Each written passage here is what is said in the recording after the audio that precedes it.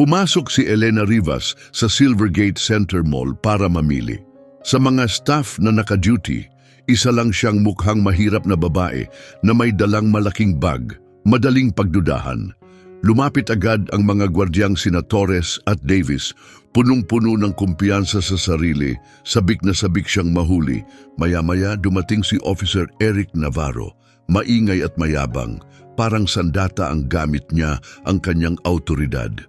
Pero wala ni isa sa kanila ang nakapansin sa lakas sa likod ng kalmadong ekspresyon ni Elena.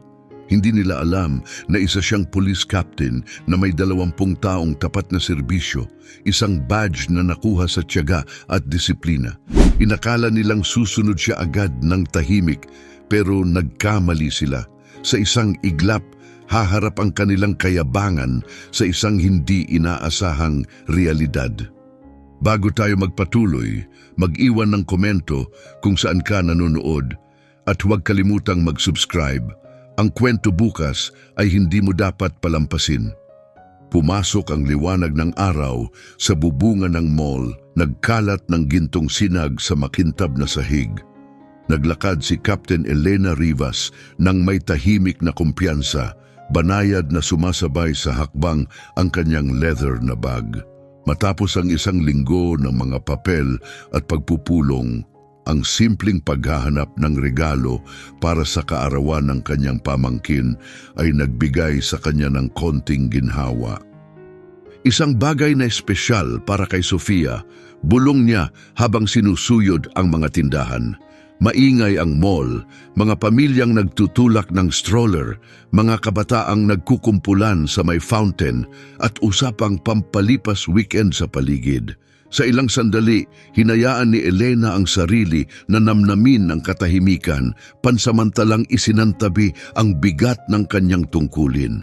Pero hindi nagtagal ang katahimikang iyon. Napansin niya sa refleksyon sa salamin ng isang tindahan. May 2 gwardyang sumusunod sa kanya mula sa malayo. Akala marahil ay hindi halata. Ang mas matangkad, si Torres, ay nagsalita sa radyo habang hindi inaalis ang tingin sa kanya. Ang mas mababa, si Davis, ay panay ang sulyap sa pagitan niya at ng kanyang kasama, halatang balisa. Kumunot ang panga ni Elena. Sa 20 taong karanasan, agad niyang naramdaman ang pagmamatiyag. Hindi ito ang unang beses na sinusundan siya habang namimili. Pamilyar na sitwasyon ito, pero hindi pa rin nawawala ang sakit. "Copy that," sabi ni Torres na umalingaw-ngaw sa pasilyo. Babae, mukhang mula sa mababang antas, brown na leather bag, asul na sweater. Nakikita namin siya. Napakapit si Elena sa kanyang bag. Malakas ang tukso na harapin sila. Madali niyang maipapakita ang kanyang badge, makita ang pagbabago sa mga mukha nila, ilagay sila sa alanganin. Pero hindi siya naka-duty. Nandito siya para sa kanyang pamangkin, hindi para makipagtalo. Hindi niya papayagang masira ang sandaling ito. Huminga siya ng malalim at pumasok sa Crystal's Boutique, isang mamahaling tindahan ng alahas at aksesorya. Sumalubong ang bango ng vanilla perfume at malumanay na tugtugin ng jazz sa paligid. Sa likod ng counter, may isang puting babaeng maayos ang bihis, naka-blazer. Ang name tag niya, Linda. Pagkakita kay Elena, agad siyang nanigas. "May maitutulong ba ako?" tanong ni Linda. Malamig ang boses, pilit ang ngiti. "Tingin-tingin lang, salamat," sagot ni Elena ng kalmado kahit mabilis ang tibok ng puso niya. Lumapit siya sa display ng mga charm bracelet, yung binabanggit ni Sofia nitong mga nakaraang linggo. Sa salamin ng display, nakita niyang binabantayan ni Linda ang bawat kilos niya mula sa likod ng counter. Sa labas ng tindahan, nagkunwaring abala sina Torres at Davis sa pagtingin sa direktory. "Nakalock ang mga case na yan," malakas na sabi ni Linda habang lumapit sa tabi ni Elena. "Staff lang ang pwedeng kumuha ng mga alahas." "Naiintindihan ko," sagot ni Elena nang mahinahon habang nakatingin pa rin sa mga bracelet. "Sasabihin ko kung gusto kong makita ang isa." Pero hindi umalis si Linda. Sa halip, lumapit pa siya. Panay ang sulyap sa pagitan ni Elena at ng kanyang bag. Ang bag na iyon na pinag-ipunan ni Elena ng ilang buwan ay para bang naging spotlight sa kanyang balikat. Sa totoo lang, sabi ni Elena, tumindig ng mas tuwid. Gusto kong makita yung silver na bracelet na may butterfly charm.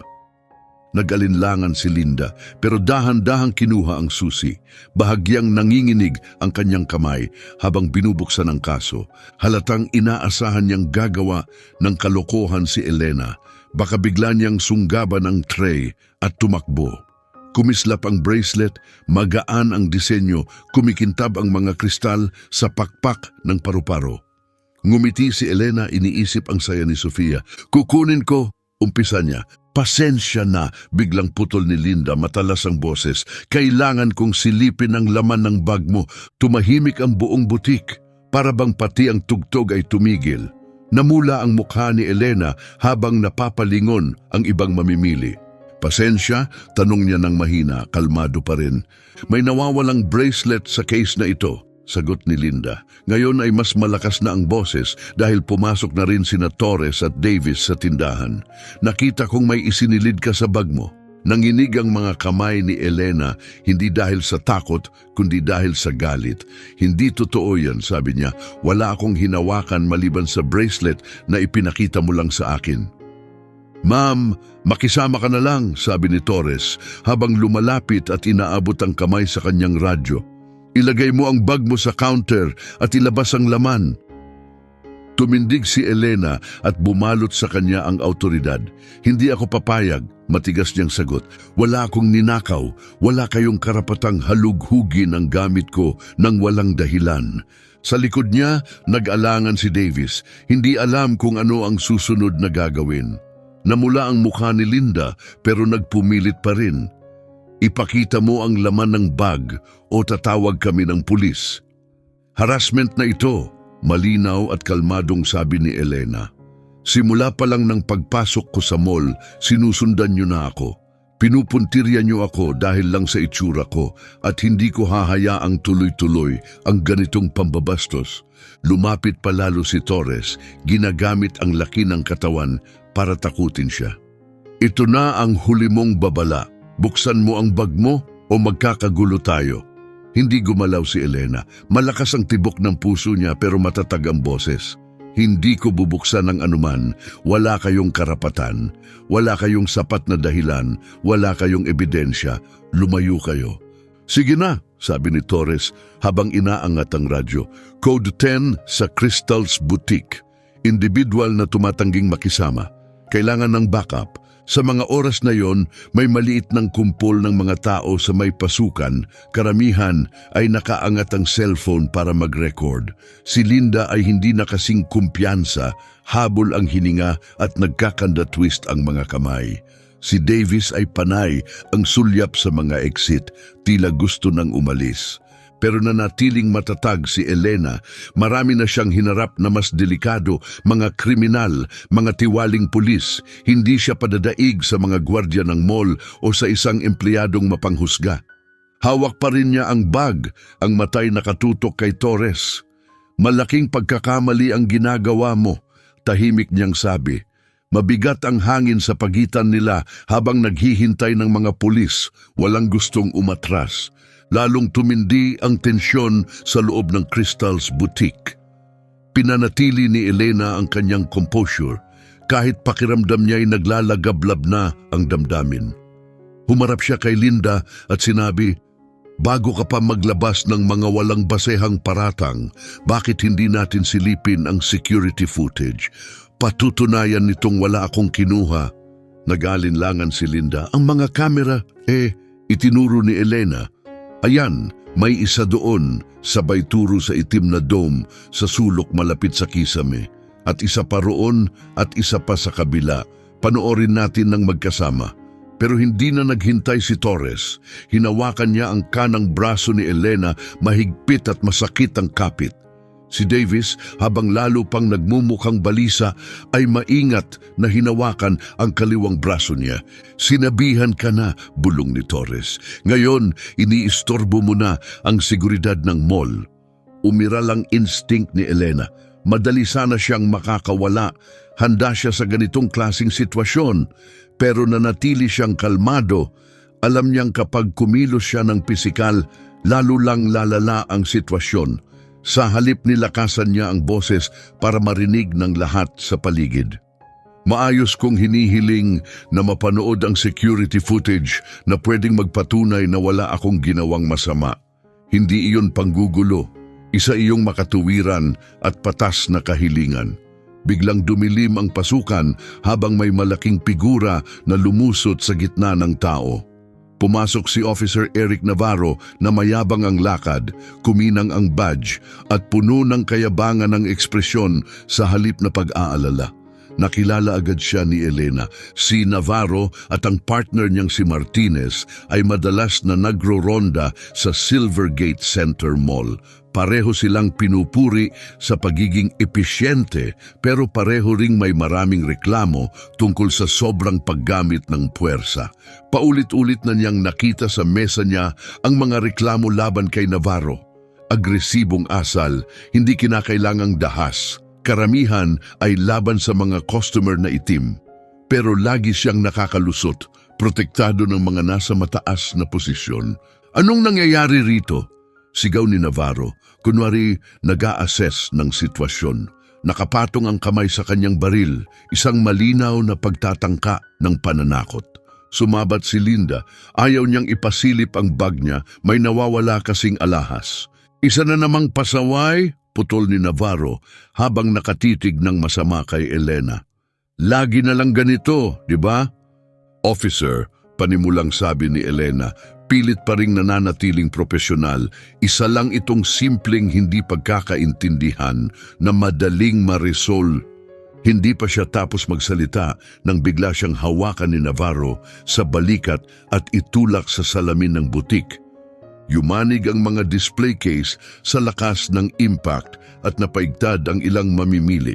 Dumikit ang malamig na salamin sa pisngi ni Elena habang lalo siyang idiniin ni Navarro. Huwag mo akong turuan kung paano ko gagawin ang trabaho ko. Bulong niya sa tainga ni Elena. Itaas mo ang mga kamay mo sa likod. Ngayon din. Excessive force na ito, malakas na sabi ni Elena.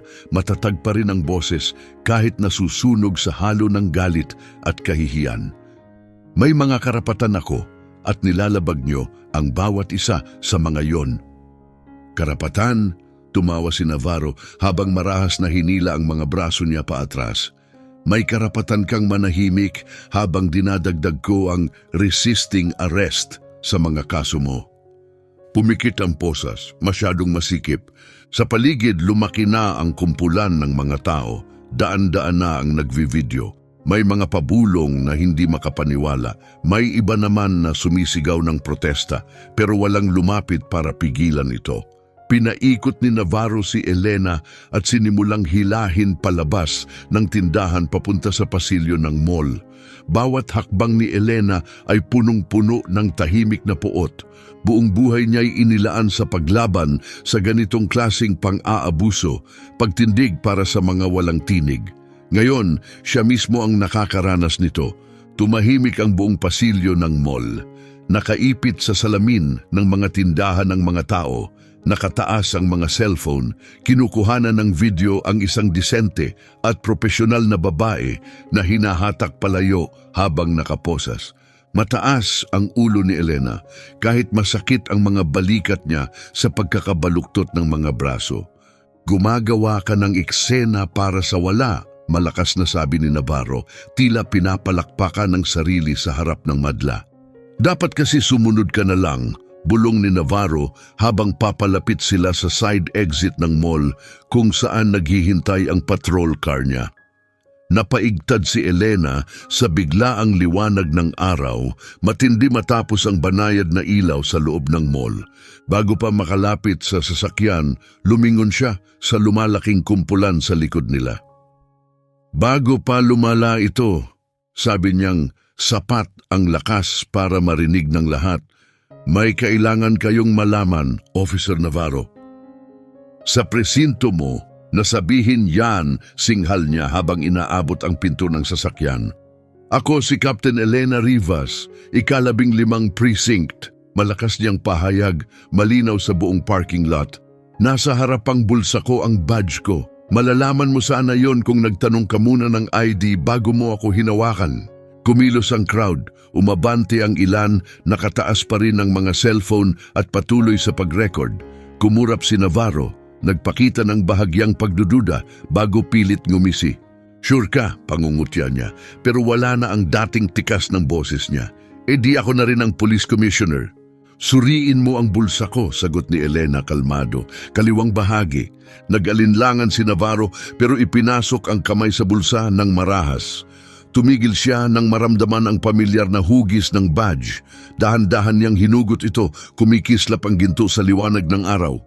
Peke ito, sabi niya, pero wala na ang autoridad sa kanyang tinig. Panibagong kaso yan, panggagaya sa opisyal. Umalingaw-ngaw ang pagkagulat sa crowd.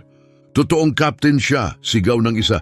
Inaresto niya ang pulis dahil lang namimili siya.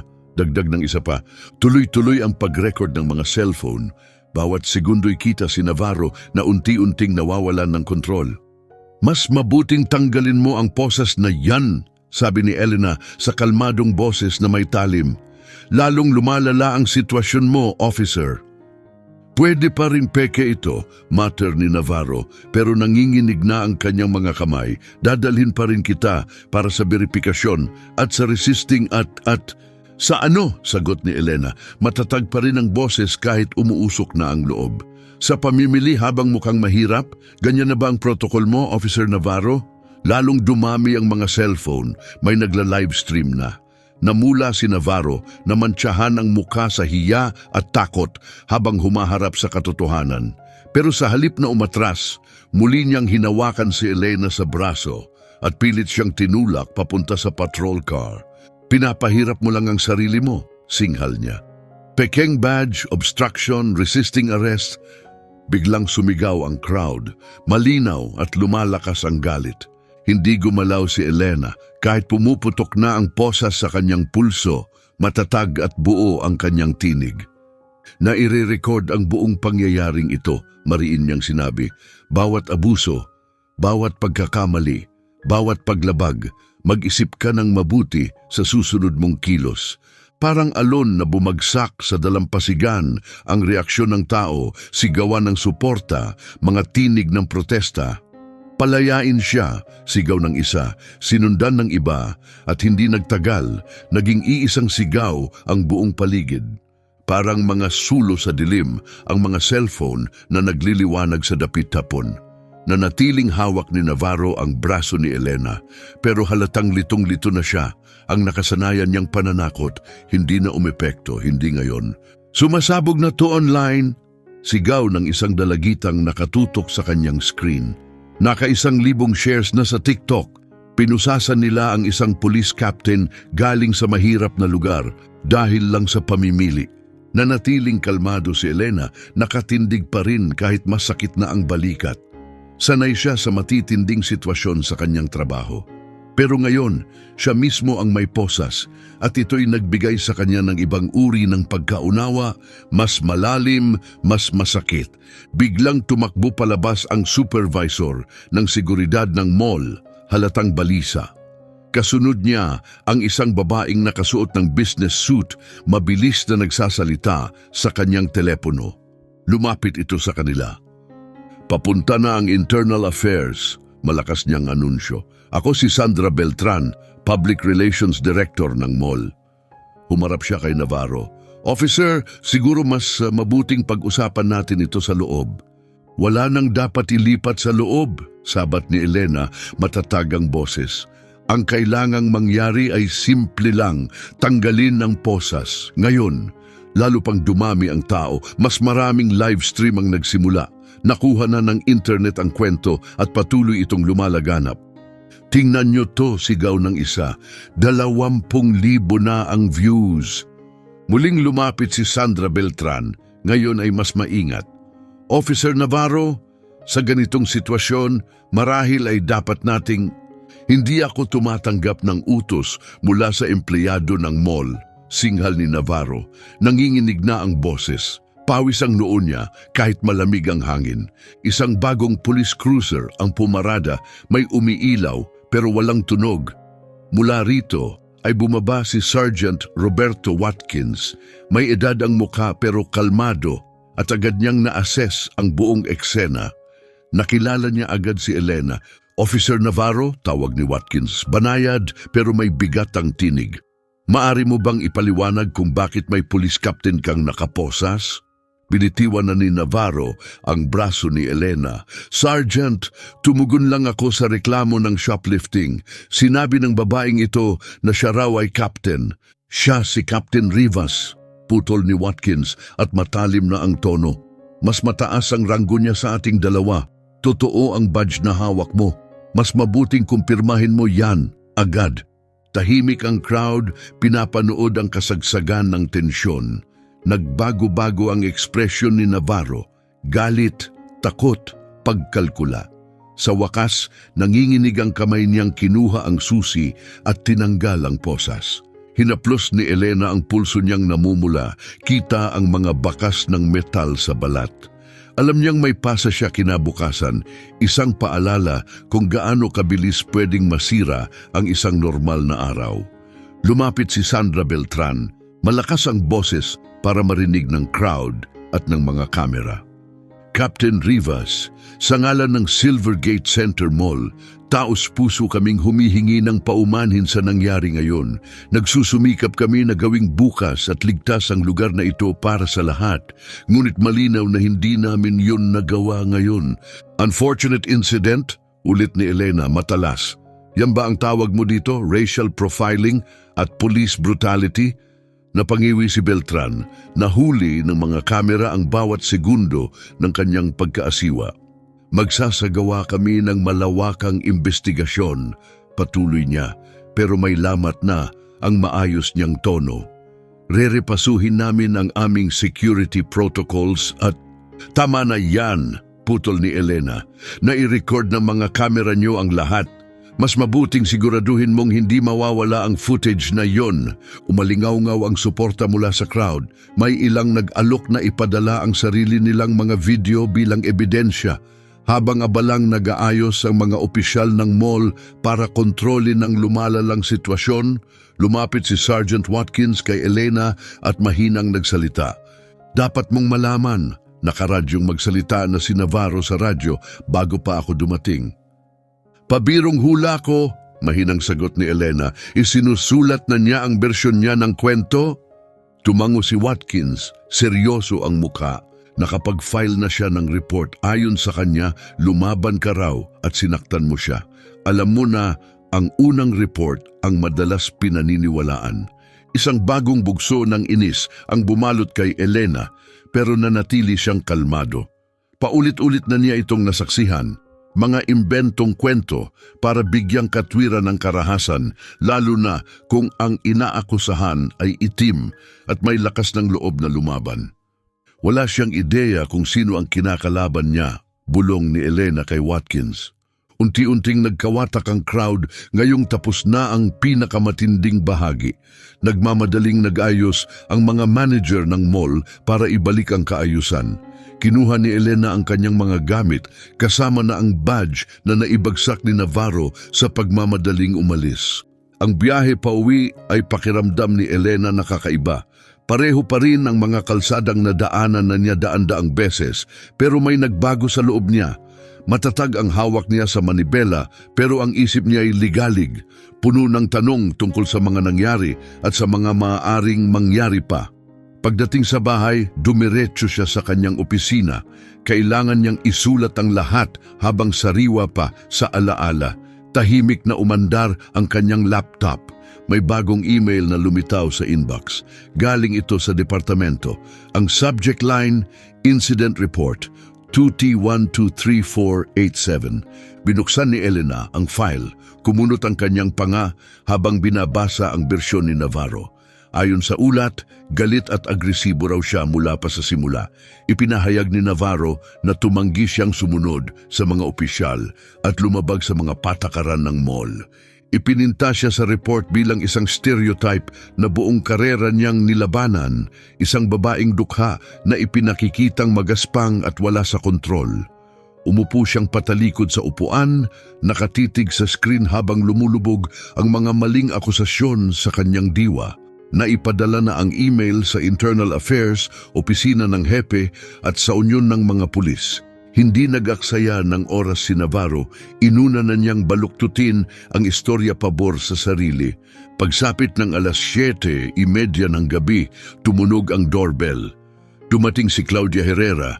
May dalang bote ng alak at dala ang klaseng pag-aalalang nakita na ni Elena ng maraming beses sa loob ng kanilang 15 taong pagkakaibigan.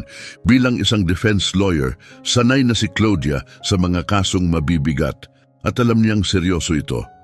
"Umorder ako ng Chinese," sabi ni Elena habang itinuro ang mga lalagyan sa mesa.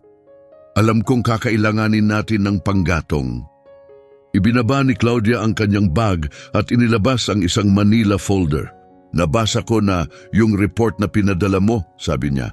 "Mas masama pa kaysa sa inaasahan ko." Umupo sila sa mesa, bumalik sa kanilang nakagawiang hapunan, pero ang init ng pamilyar ay natabunan ng bigat ng araw. Inilagay ni Elena ang pagkain sa mga plato habang nagsalin si Claudia ng alak. Sanay na sanay ang kilos nila, bunga ng taon ng tiwala at sabayang pakikibaka. "Diretso mo sa akin," sabi ni Elena habang pinaglalaruan ng chicken sa kanyang tinidor. "Gaano kasama?" Uminom muna si Claudia ng mahaba bago sumagot. Ang report ay isinulat para tiyak na magsimula ang internal affairs ng investigasyon. Alam ni Navarro ang tamang mga salitang gamitin. Inaakusahan kaniyang sinaktan mo siya. Assault on an officer ang tawag doon. Tumigil siya sandali. Inilalarawan kanyang agresibo, suwail, banta at yung mga gwardya sa mall sumasang-ayon sa kwento niya. Pero may mga video, giit ni Elena. 12 ng tao ang nakakuha ng buong pangyayari. May mga saksi. Malaking tulong ang video, sagot ni Claudia ng maingat, pero alam mo na kung paano ito gumagana. Sasabihin nilang kulang ang footage. Babaluktutin nila ang tono mo. Sasabihin nilang ikaw ang nagpasimula ng tensyon. Ibaba niya ang tinidor na may mahinang kalansing at maging totoo tayo, dagdag niya. Pareho nating alam kung paano tinatrato ng sistemang ito ang mga opisyal na galing sa hirap na naglalakas loob magsalita. Itinulak ni Elena ang plato palayo, tuluyang nawala ang gana. "Ano ang mga option ko?" tanong niya ng mahina. "Sa legal, pwede tayong lumaban," sagot ni Claudia. "Malaking bagay ang mga video at malinis ang record mo." Pero tumigil siya, halatang pinipiling mabuti ang mga salita. "Kung papanigan ng departamento ang kwento ni Navarro, pwede kang masuspinde habang iniimbestigahan. Maaari pa nga nilang subukang pilitin kang mag-retire ng maaga." "Dahil lang sa maling bintang ng shoplifting?" taas boses na tanong ni Elena, puno ng hindi makapaniwala. "Hindi," mahinang sagot ni Claudia. "Dahil nagsalita ka, dahil napahiya sila, dahil isa kang babaeng galing sa mahirap na pinagmulan na tumangging manahimik at tanggapin ang kahihiyan." Nanatili sa hangin ang bigat ng mga salitang iyon. Tumayo si Elena at lumapit sa bintana ng kusina. Sa labas, payapa ang paligid, mahinang sway ng mga puno, mag-asawang namamasyal ng aso. Tila normal ang lahat. Pero sa loob, wala nang normal. "Pwede akong magsalita sa publiko," sabi niya paharap kay Claudia. "Kumakalat na ang kwento. Pwede akong magpa-interview. Sabihin ang panig ko." Nag-alala ang tingin ni Claudia. "Delikado yan. Alalahanin mo si Captain Williams sa ika-12. Nagsalita siya 3 taon na ang nakalipas tungkol sa profiling sa presinto nila. Ang huli kong balita, nasa Ohio na siya, nagtatrabaho sa private security, napabuntong hininga siya. May paraan ng sistema para parusahan ang mga nagsasalita." "Anong dapat kong gawin ngayon?" ani Elena, nakakuyom ang mga kamao. "Pabayaan ko na lang silang magsinungaling, wasakin ang lahat ng pinaghirapan ko?" "Huwag," sagot ni Claudia ng matatag. "Lalaban tayo, pero sa paraang matalino. Kukuhanin natin ang bawat patunay. Bubuo tayo ng kaso na hindi nila kayang baliwalain." Nagatubili siya saglit bago nagdagdag, At Elena, sa tingin ko, hindi lang ito tungkol sa'yo. Ano ang ibig mong sabihin? Binuksan ni Claudia ang dalang Manila folder at inilatag ang ilang dokumento sa mesa. Sa nakaraang taon pa lang, 6 na kliyente ko na ang mga itim na inaresto sa umalapit sa parehong mall. Lahat sila kinasuhan ng panlalaban o pananakit at lahat sila nagulat na hinaharas sila bago pa man maaresto. Lumapit si Elena, kusang pumasok ang kanyang training habang sinusuri ang mga file. Parehong mga pulis, binanggit si Navarro sa karamihan at tingnan mo itong pattern, lumalabas lang ang mga kaso matapos magsampa ng reklamo. Parang ginagamit nila ang pag-aresto para patahimikin ang mga tao. May kilabot na dumaan kay Elena. Unti-unting nabubuo ang mga pirasong ayaw pa niyang harapin hanggang ngayon. Ilang kaso ang pinag-uusapan natin. Mga lumapit pa lang sa akin ito, sagot ni Claudia. Isipin mo kung ilan ang nag-plea deal dahil walang abogado o kung ilan ang nanahimik dahil sa takot. Tumagal ng ilang oras ang pag-uusap nila, pinagtabi nila ang mga kaso, ikinumpara ang mga timeline at minarkahan ang mga paulit-ulit na pangalan. Nang umalis si Claudia, malapit na sa hating gabi. Pero hindi makatulog si Elena. Nakaupo siya sa madilim na sala, tanging liwanag mula sa laptop ang tumatama sa kanyang pagod na mukha. Nag-scroll siya sa social media. Kumalat na ang video ng kanyang pag-aresto. May mga komentong nananawagan ng hustisya. Mayroon ding mapanira, inaakusahan siyang ginagamit ang race card at sinasabing nararapat lang ang sinapit niya. Isang malaking outlet ng balita ang nag-ulat na rin. Police captain mula sa mahirap na pinagmulan, inaresto habang namimili, social profiling o makatarungang pag-aresto. Ang comment section ay parang digmaan, nag-aaway ang mga tao sa kung ano talaga ang nangyari.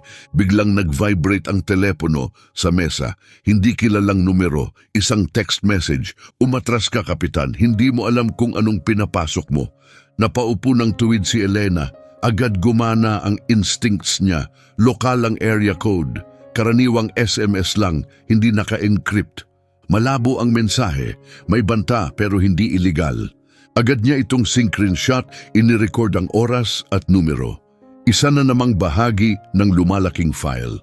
Tumama ang liwanag ng screen sa kanyang mukha na hindi takot ang ipinapakita kundi determinasyon. Akala nila matatakot siya at mananahimik. Hindi nila siya kilala. Kinabukasan ng umaga, sinag ng araw ang bumalot sa opisina ni Claudia nang dumating si Elena, eksaktong 8:00. Tahimik pa ang law office. Pinili talaga nila ang oras na ito para magtagpo bago dumating ang iba. Buong gabi akong gising, ani Claudia, puno ng makakapal na folder ang mesa. Ang maiitim niyang eye bags ay tulad ng pagod na hitsura ni Elena. Mas malaki pa to kaysa sa inaakala natin, sabi ni Claudia. Umupo si Elena sa kabilang silya, hawak ang mainit na travel mug ng kape. Ipakita mo. Binuksan ni Claudia ang isa-isang folder, inilatag sa mesa na parang piraso ng palaisipan. Lahat ito ay kaso ng maling pag-aresto mula lang sa nakaraang taon, aniya. Lahat mula sa mahihirap na komunidad, bulong ni Claudia. Karamihan ng mga pag-arestong ito ay sa paligid ng Silvergate Center Mall. Ilan ang meron tayo? Tanong ni Elena. May 47 kaso na akong nakumpirma, sagot ni Claudia. At yan pa lang ang mga lumaban, yung may abogado, yung nagsampa ng reklamo. Para sa bawat isa na lumaban, baka may 5 pa na hindi kaya. Lumapit si Elena, sinuri ang mga dokumento, agad na nakita ng sanay niyang mga mata ang pattern. Pare-parehong mga pulis, Navarro, Martinez, Cooper. At tingnan mo ang mga kaso, sabi ni Claudia, sabay tapik sa ilang folder. Lagi na lang pareho. Panlalaban sa pag-aresto, pananakit sa pulis, magulong asal. Mga kasong laging nagiging salitaan lang ng akusado laban sa pulis, dagdag ni Elena, humigpit ang panga. Halos imposibleng manalo sa korte. Eksakto. Pero mas lumalala pa ito, kinuha ni Claudia ang isang spreadsheet na siya mismo ang gumawa. Sa lahat ng kasong ito, 86% ay nauwi sa guilty plea. Karamihan hindi na lumaban. tinanggap na lang ang deal para makaiwas sa kulungan. Mas mataas yan kaysa sa karaniwang rate ng plea deal, ani Elena, agad umandar ang instincts bilang investigadora. At bawat isa sa mga plea deal na yan may kasamang probation, hindi basta-bastang probation, private probation, lalong tumalim ang boses ni Claudia. Lahat sila ipinapadala sa kumpanyang tinatawag na New Horizon Supervision Services. Napakunot no si Elena. Private probation? Hindi ko alam na legal yan. Palaganap na yan ngayon, paliwanag ni Claudia. Nakakatipid ang mga county kapag ipinapaubaya ito sa labas. Pero tingnan mo kung anong pinagbabayaran ng mga tao. Iniabot niya kay Elena ang isa pang pahina na may tala ng mga bayarin. Monthly supervision fee, bayad sa drug testing, GPS monitoring, na pipilitan silang magbayad ng libo-libo sa paglipas ng panahon. Ito'y bagong anyo ng bilangguan para sa mga may utang, bulong ni Elena galit na. Kapag di sila nakabayad, lalabag sila sa probation, ibabalik sa kulungan at mauulit na naman. Tumayo siya, hindi na mapakali. Kailangan kong ma-access ang internal records natin. Dapat may bakas, hahanapin ko. Mag-ingat ka lang, babala ni Claudia, lalo na pagkatapos ng banta kagabi. Kapitana pa rin ako, sagot ni Elena habang kinukuha ang mga gamit. May karapatan akong suriin ang mga file natin. Makalipas ang isang oras, nasa mesa na siya sa presinto, tahimik na nagbubusisi sa digital records. Habang dumaraan sa ibang pulis, ramdam niya ang mga tingin, ang mga bulungan na agad humihinto kapag lumalapit siya. Malinaw na kumalat na ang ulat ni Navarro. Binaliwala niya ang lahat nakatutok sa screen. Taon ng arrest data ang dinaanan niya habang gumagamit ng filters, lokasyon, Silvergate Center Mall, Officer Navarro. Kaso, panlalaban sa pag-aresto, sunod-sunod ang resulta. Biglang may lumitaw na hindi inaasahan. Isang memo tungkol sa pakikipagpartner ng departamento sa New Horizon Supervision Services. Maingat itong binasa ni Elena. Nakatala bilang CEO si Richard Silvergate Center. Nanlaki ang mata niya, parehong pamilyang Silvergate Center na may-ari ng mall. Naghalukay pa siya at nakakita ng financial records. Isa lang pala ang New Horizons sa mga kumpanya ng Silvergate Center Holdings LLC. Ang security firm ng mall, subsidiary rin. Lahat pala ito magkakaugnay. Nag-vibrate ang telepono, text mula kay Claudia. May nakita pa ako, tumataas ang bilang ng aresto kada quarter bago maglabas ng earnings report ang mall. Uminog ang isip ni Elena. Mas maraming aresto, mas maraming taong may probation. Mas maraming probation, mas maraming bayarin. Isang mapagkakakitaang siklo at tinatarget ang black community. Tinatarget ng mall security ang mga mukhang mahirap. Inaaresto sila ng pulis, kinokolekta ng probation company ang bayad, at kumikita ang pamilyang Silvergate Center sa bawat hakbang. Ipinrint niya ang mga pangunahing dokumento at isinilid sa kanyang briefcase. Habang palabas siya ng presinto, napansin niya ang mas marami pang bulungan. Mas marami pang matang sumusunod sa kanyang kilos. Hayaan mo silang magsalita. Mas mahalaga ang kailangang ayusin niya ngayon. Tumatama ang matinding sikat ng araw habang ipinarada ni Elena ang sasakyan sa tapat ng Silvergate Center Mall. Kumikinang ang salaming harapan ng gusali, parang walang nangyaring masama. Kahapon lang dito siya ipinahiya sa publiko. Ngayon, iba na ang nakikita niya. Pinagmasdan niya ang tuloy-tuloy na pagpasok ng mga mamimili. May gwardya sa bawat pinto, may radyo sa kamay.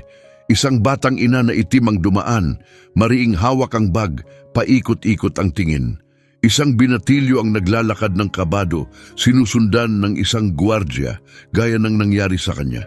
Sabay-sabay itong tumama sa kanya. Gaano nakatagal itong nangyayari? Ilang buhay na ang nasira, ilang pamilyang baon sa utang. Lahat para lang sa tubo ng isang mayamang pamilya.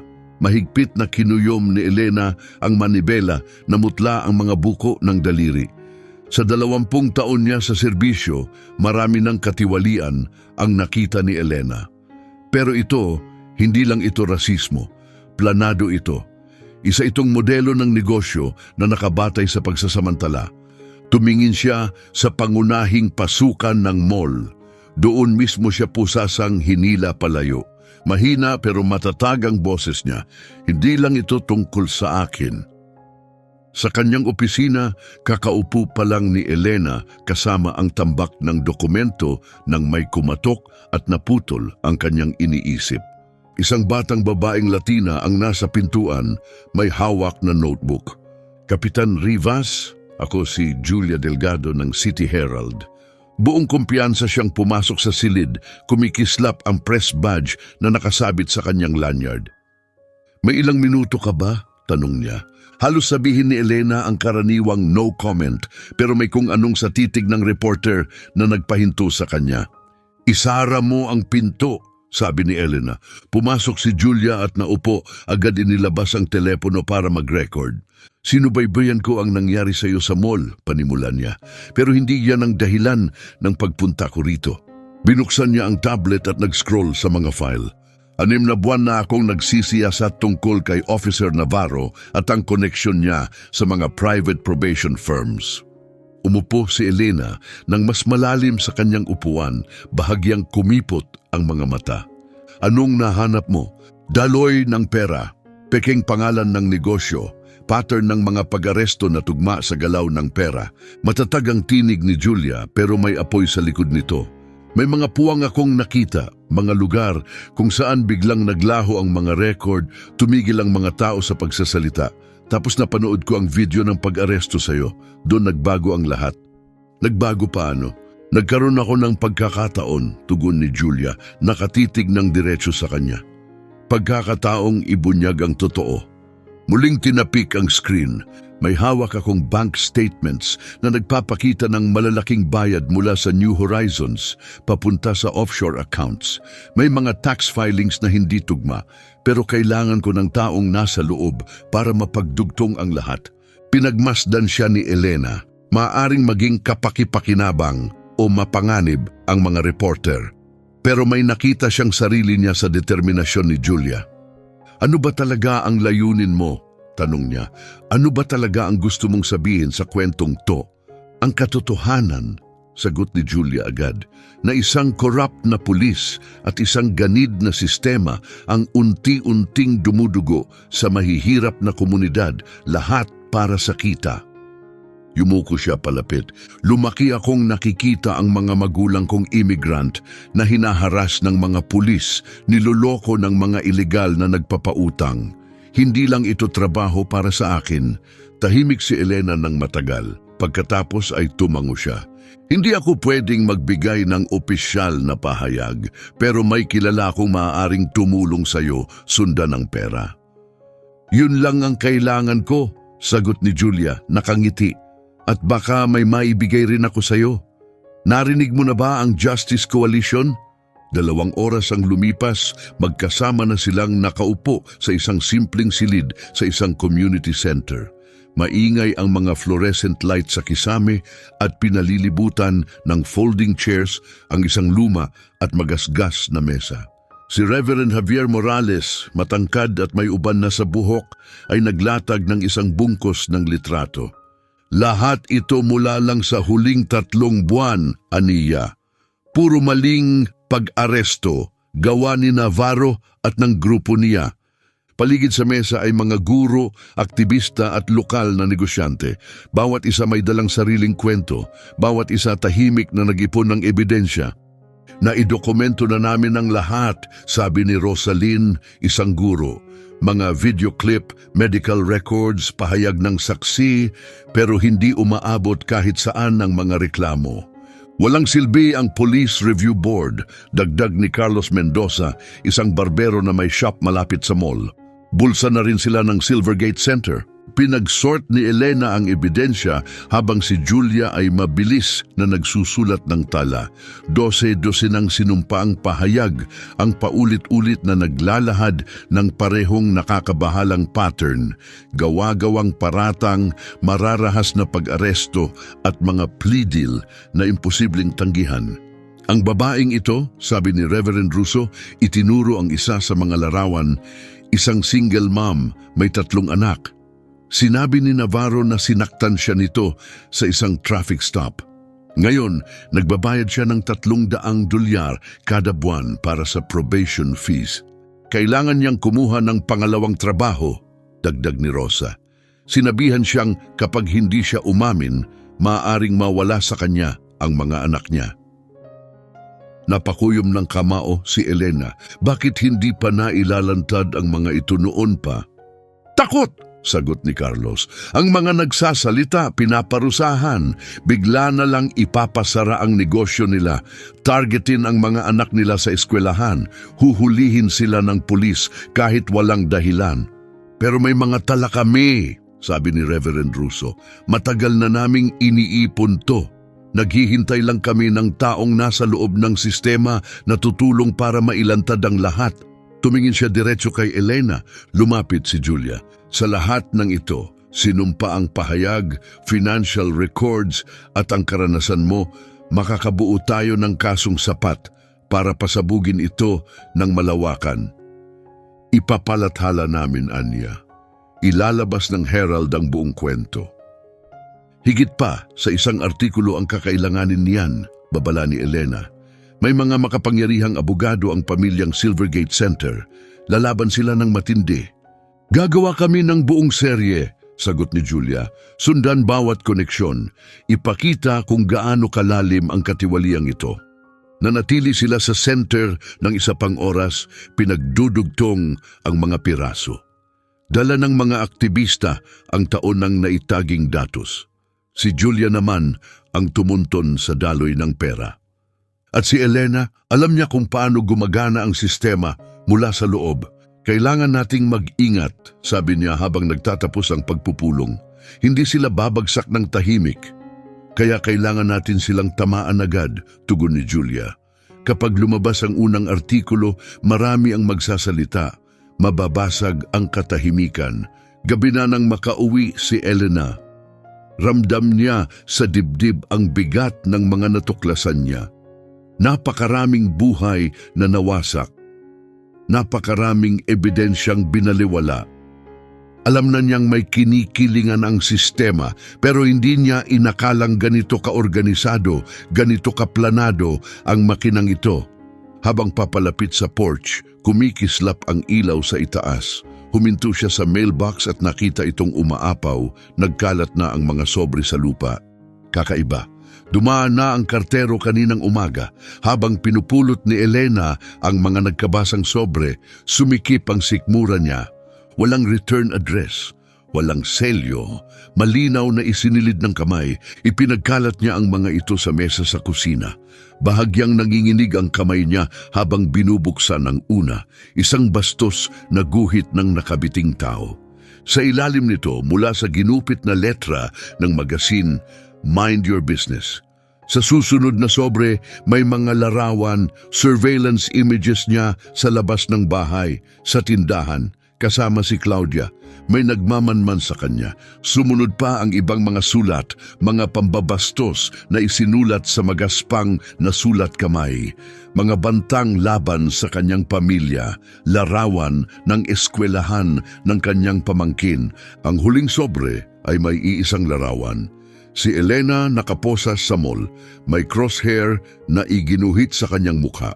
Napaupo siya sa upuan sa kusina, napapalibutan ng mga sulat na puno ng puot, tila lasong konfeti. Pinipilit siyang patahimikin, tulad ng ginawa nila sa iba, pero nagkamali sila. Hindi madaling takutin si Elena Rivas. At ngayon, may ebidensya siyang natatakot sila. Maingat niyang tinipon ang mga sulat, iniingatan bilang ebidensya. Bukas, dadalhin niya ito kina Julia at sa koalisyon, isa pang bahagi ng palaisipan, isa pang palatandaan na papalapit na sila sa katotohanan. Kinabukasan ng umaga, mabigat ang pakiramdam habang binibitbit niya ang briefcase na may laman ng mga sulat papasok sa presinto. Kailangan niya ng kakampi sa itaas. Bukas ang pinto ni Lieutenant Esquivelon. Nakaupo ito't nagbabasa ng mga ulat. "May minuto ka ba, Marco?" Tanong niya mula sa pintuan. Tumingin si Esquivelon pataas, pinakawalan ang karaniwang magaan niyang ngiti. Para sa'yo, laging may oras. Kapitana, ikinaway niya ang kamay, hudyat para pumasok. Isara mo ang pinto. Umupo si Elena, pinagmasdan ang mukha niya. 15 taon na silang magkakilala. Magkasama nilang nalutas ang maraming kaso. Suportado siya nito sa promosyon. Ipinagtanggol siya nung may mga nagduda sa kanya. Kailangan kong ipakita ito sa'yo, sabi niya. Inilapag ang mga sulat sa mesa. Nasa mailbox ko to kagabi. Isa-isang tiningnan ni Esquivelon ang mga ito. Dumilim ang kanyang ekspresyon. Kumuyom ang panga nang makita ang larawan na may crosshair. Diyos ko, Elena, nai-report mo na ba ito? Kanino? Sagot niya, lumapit. Marco, mas malaki pa to kaysa kay Navarro o sa nangyari sa mall. Nagsaliksik ako. May pattern, mga gawa-gawang pag-aresto, pilit na guilty plea, lahat konektado sa private probation scheme na to. Mabigat na paratang yan, sagot niya habang ibinabalik ang mga sulat sa mesa. May pruweba ka ba? Binubuo ko pa. May mga pahayag ako mula sa mga testigo. May financial records na nagpapakita ng kahina-hinalang bayaran. At ngayon, ito tumango siya sa mga banta. Natataranta ang nagpapadala nito. Hinagod ni Esquivelon ang kanyang sentido. Alam mong palagi kitang sinusuportahan. Pero ito, pwedeng yumanig sa buong departamento. Hayaan mong yumanig, matigas na sabi ni Elena. Nakita mo si Navarro, nakita mo ang mga reklamo, hindi lang ito katiwalian, organisado ito. Naririnig kita. Tumayo si Esquivelon at nagsimulang maglakad-lakad. At tama ka, kailangang imbestigahan to, pero kailangan nating mag-ingat. Huminto siya at tumingin sa kanya. Hayaan mong tumulong ako. Tahimik akong magtatanong. Tingnan natin kung sino pa ang handang tumindig. Naramdaman ni Elena ang pagluwag sa dibdib. Salamat, Marco. Alam kong nandyan ka. Lagi, sagot niya. Pero mag-ingat ka. Baka dapat sa pamilya ka muna tumuloy ng ilang gabi. Alam nang nagpapadala kung saan ka nakatira. Hindi ako magtatago, sagot ni Elena ng diretsyo. Yan mismo ang gusto nila. Matigas pa rin ang ulo, bulong ni Esquivelon na may kalahating ngiti. Pero hayaan mo na akong mag-assign ng patrol para magbantay sa bahay mo. Kaya ko to, sagot niya habang kinokolekta ang mga sulat. Pero salamat, malaking bagay na alam kong nasa likod kita. Bantayan natin ang isa't isa, sagot niya. I-update mo ako. Lumipas ang natitirang bahagi ng araw ni Elena na parang isang malabong ulap. Karaniwang gawain na hinaluan ng tahimik na pangangalap ng ebidensya. Gumawa siya ng mga kopya ng lahat ng mahahalagang dokumento at iniimbak ang mga ito sa ligtas na lugar. Marami ng files ang misteryosong nawawala sa ganitong klasing sitwasyon. Lagpas hating gabi na siya nakauwi. Tahimik ang kalsada, tanging kuliglig lang ang maririnig sa mainit na gabi. Pumasok siya sa driveway at biglang sumindi ang motion lights, tinamaan ang karaniwang paradahan niya. Sa matinding liwanag, sumalubong sa kanya ang malalaking pulang letra sa hood at pinto ng kotse. Traitor, napahinto si Elena, mahigpit na hawak ang susi. Sariwa pa ang spray paint, patuloy pang tumutulo sa puting sedan. Naguunahan ang mga iniisip niya. Ang oras, ang salita. Hindi ito random. Inikot niya ang tingin, dahan-dahang gumalaw ang kamay niya sa holster. Wala ni isang galaw sa paligid. Umalis na ang gumawa nito. Nangangatog ang kamay habang kinukuhanan niya ng larawan ang pinsala. Tapos may napansin siyang mas masahol. May nakaukit sa pintura. Keep your mouth shut, Captain. Tanging isang taong nasa departamento ang makakaalam ng ranggo niya. Tanging isang taong insider ang may alam tungkol sa kaso. Binalikan niya sa isip ang mga nakausap niya, Julia. Ang koalisyon, Claudia, Esquivelon. Inalala niya ang pag-uusap nila. Sinabi nitong magtatanong-tanong siya. Tinanong niya kung sino pa ang nakakaalam. Bulong niya. Nasabi niya ang lahat dito, ang ebidensya, ang mga pangalan ng testigo. Kung kasabwat siya ni Navarro, Sa loob na upo si Elena sa silya sa kusina. Nasa mesa pa ang badge niya mula sa umaga. Kumikislap ang ginto, naghahagis ng mahabang anino. 20 taon, 2 dekada niya itong sinuot. Naniwala sa ibig sabihin nito. Ipinagtanggol niya ang departamento laban sa mga akusasyon ng sistemikong rasismo. Pinaniwala ang sarili na ang pagbabago ay nagsisimula sa loob. Ngayon, nakatitig siya sa simbolo ng lahat ng kanyang pinaghirapan at naisip niya kung huli na ang lahat, kung may maiaayos pa. Nanlalabo ang kanyang paningin habang nasusunog ang luha sa likod ng kanyang mga mata. Pinilit niyang huwag umiyak. Walang oras para diyan ngayon. Kailangan niyang magdesisyon. Huwag magtiwala kaninuman, i-record ang lahat. Tahimik na buuin ang kaso hanggang may sapat na ebidensya. Malinaw ang mensahe sa kanyang kotse. Mag-isa siya sa laban na ito. Kumislap ang kanyang badge sa ilalim ng ilaw sa kusina.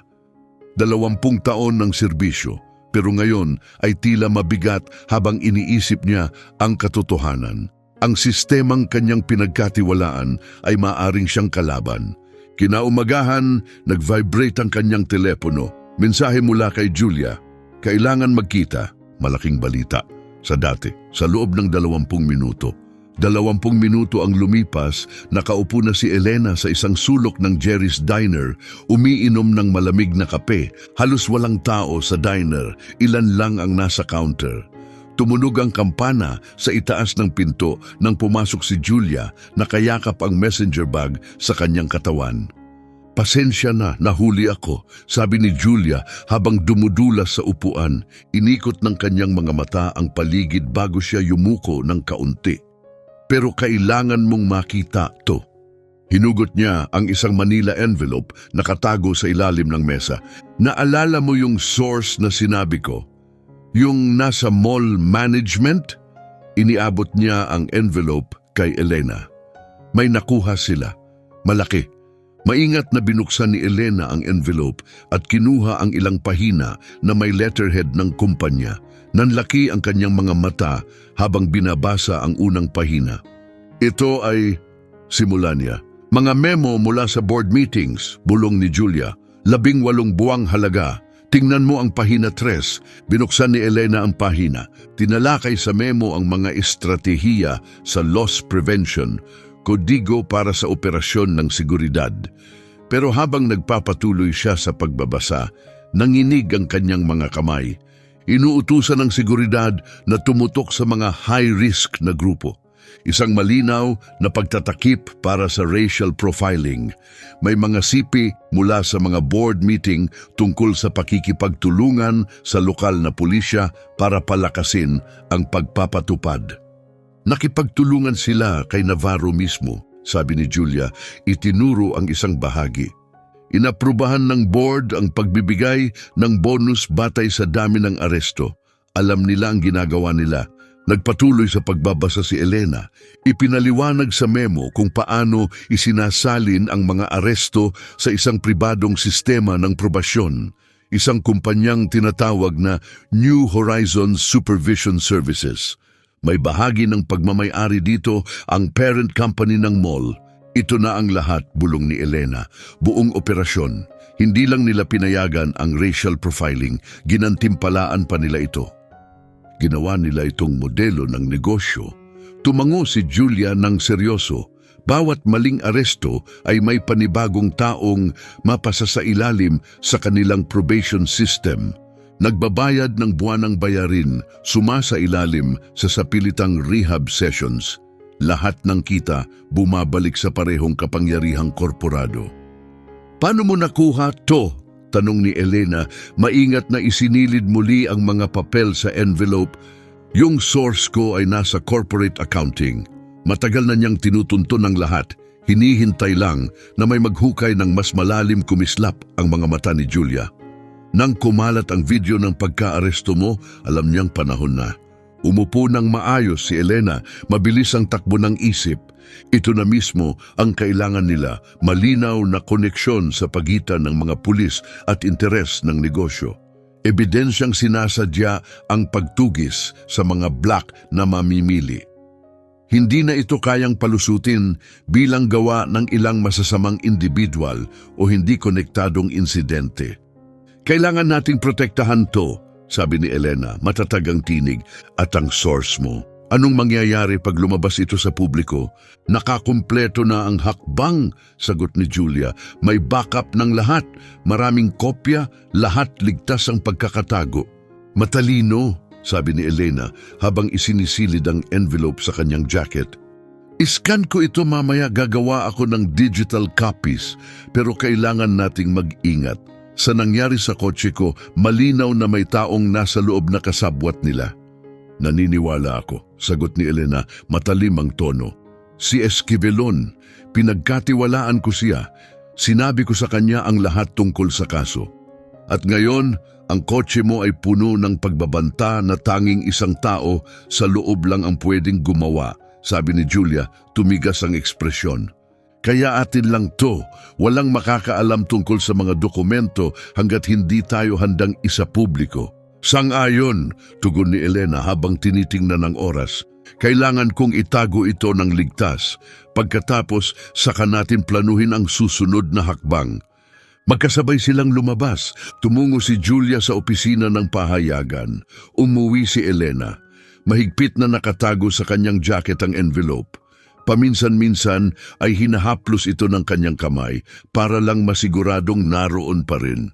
Pagka-uwi, dumiretso si Elena sa kanyang study. Nandoon pa rin ang lumang mesa ng kanyang ama, solidong roble, may nakatagong kompartimento sa ilalim ng drawer. Maingat niyang inilagay ang envelope sa loob. Pagkatapos, ikinabit niya ang susi na suot niya sa leeg at inilak ito. Sa unang pagkakataon, sa loob ng ilang linggo, nakaramdam siya ng kaunting pag-asa. Ang bigat ng pagtataksil at kalungkutan ay bahagyang nawala. Sa wakas, may hawak na silang totoong ebidensya. Hindi na tsismis o hindi matibay na testimonya, kundi mga aktual na tala ng sabwatan. Gabing iyon, siya ang nagluto ng hapunan at sa wakas ay nalasahan ang pagkain, hindi lang basta ginagawa ang nakasanayan. Sinenyasan niya ang mga security camera gaya ng dati. Tahimik ang paligid, walang kakaibang sasakyan, walang bagong banta. Pagdating ng oras ng pagtulog, pinayagan ni Elena ang sarili na mangarap kung anong susunod. Isang press conference, isang silid na puno ng mga mamamahayag. Mga executive ng mall, sina Navarro, Esquivelon, lahat sila nakatingin habang inilalantad ang ebidensya sa publiko. Makakamit na ng mga biktima ang hustisyang matagal nilang hinihintay. Pinatay niya ang ilaw.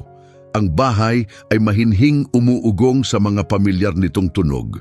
Nakasarado ng mahigpit ang drawer, nakasuot sa leeg ang susi.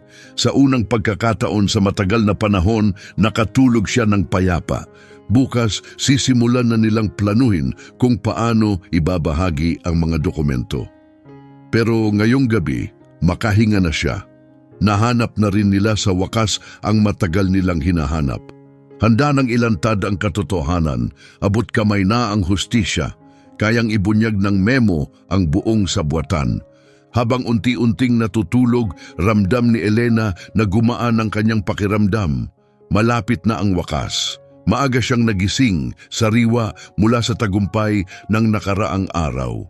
Nagtimpla siya ng kape at nagpadala ng mensahe kay Julia.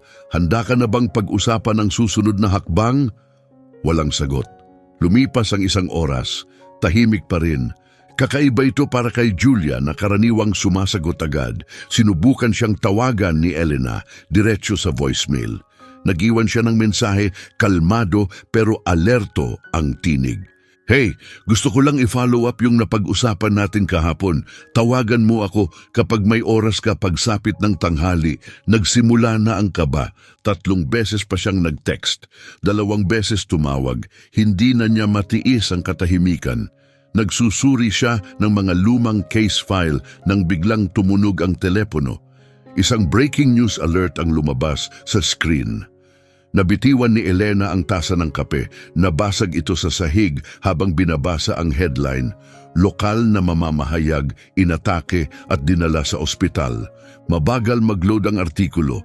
Lumabas ang larawan ni Julia.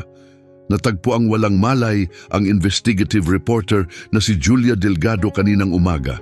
Nanginginig ang kamay ni Elena habang kinukuha ang kanyang mga susi. Parang bangungot ang biyahe papuntang Metro General.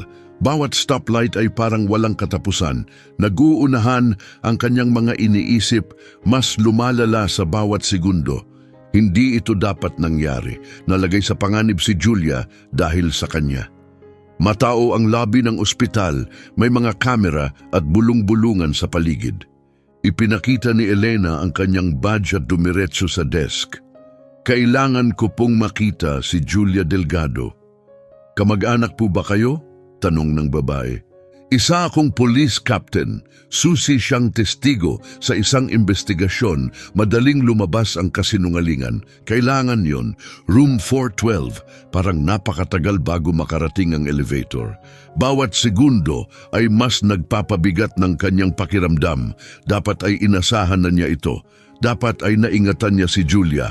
Nakatungo ang pinto ng room 412. Nakahiga si Julia sa kama. May pasa sa mukha, nakabandage at nakasling ang isang braso. Sa kabila ng lahat, napangiti pa rin siya nang makita si Elena. "Para kang multo," paus na biro ni Julia. "Tingnan mo nga sarili mo," sagot ni Elena habang lumalapit. "Ikaw tong nasa kama ng ospital. Dapat makita mo yung hitsura ng umatake," bulong ni Julia. Pilit tumawa pero napangiwi sa sakit. "Anong nangyari?" tanong ni Elena. Sabay upo sa tabi. "Pagkatapos ng trabaho, papunta na ako sa kotse. May lumapit sa likod ko, paus," ang boses ni Julia.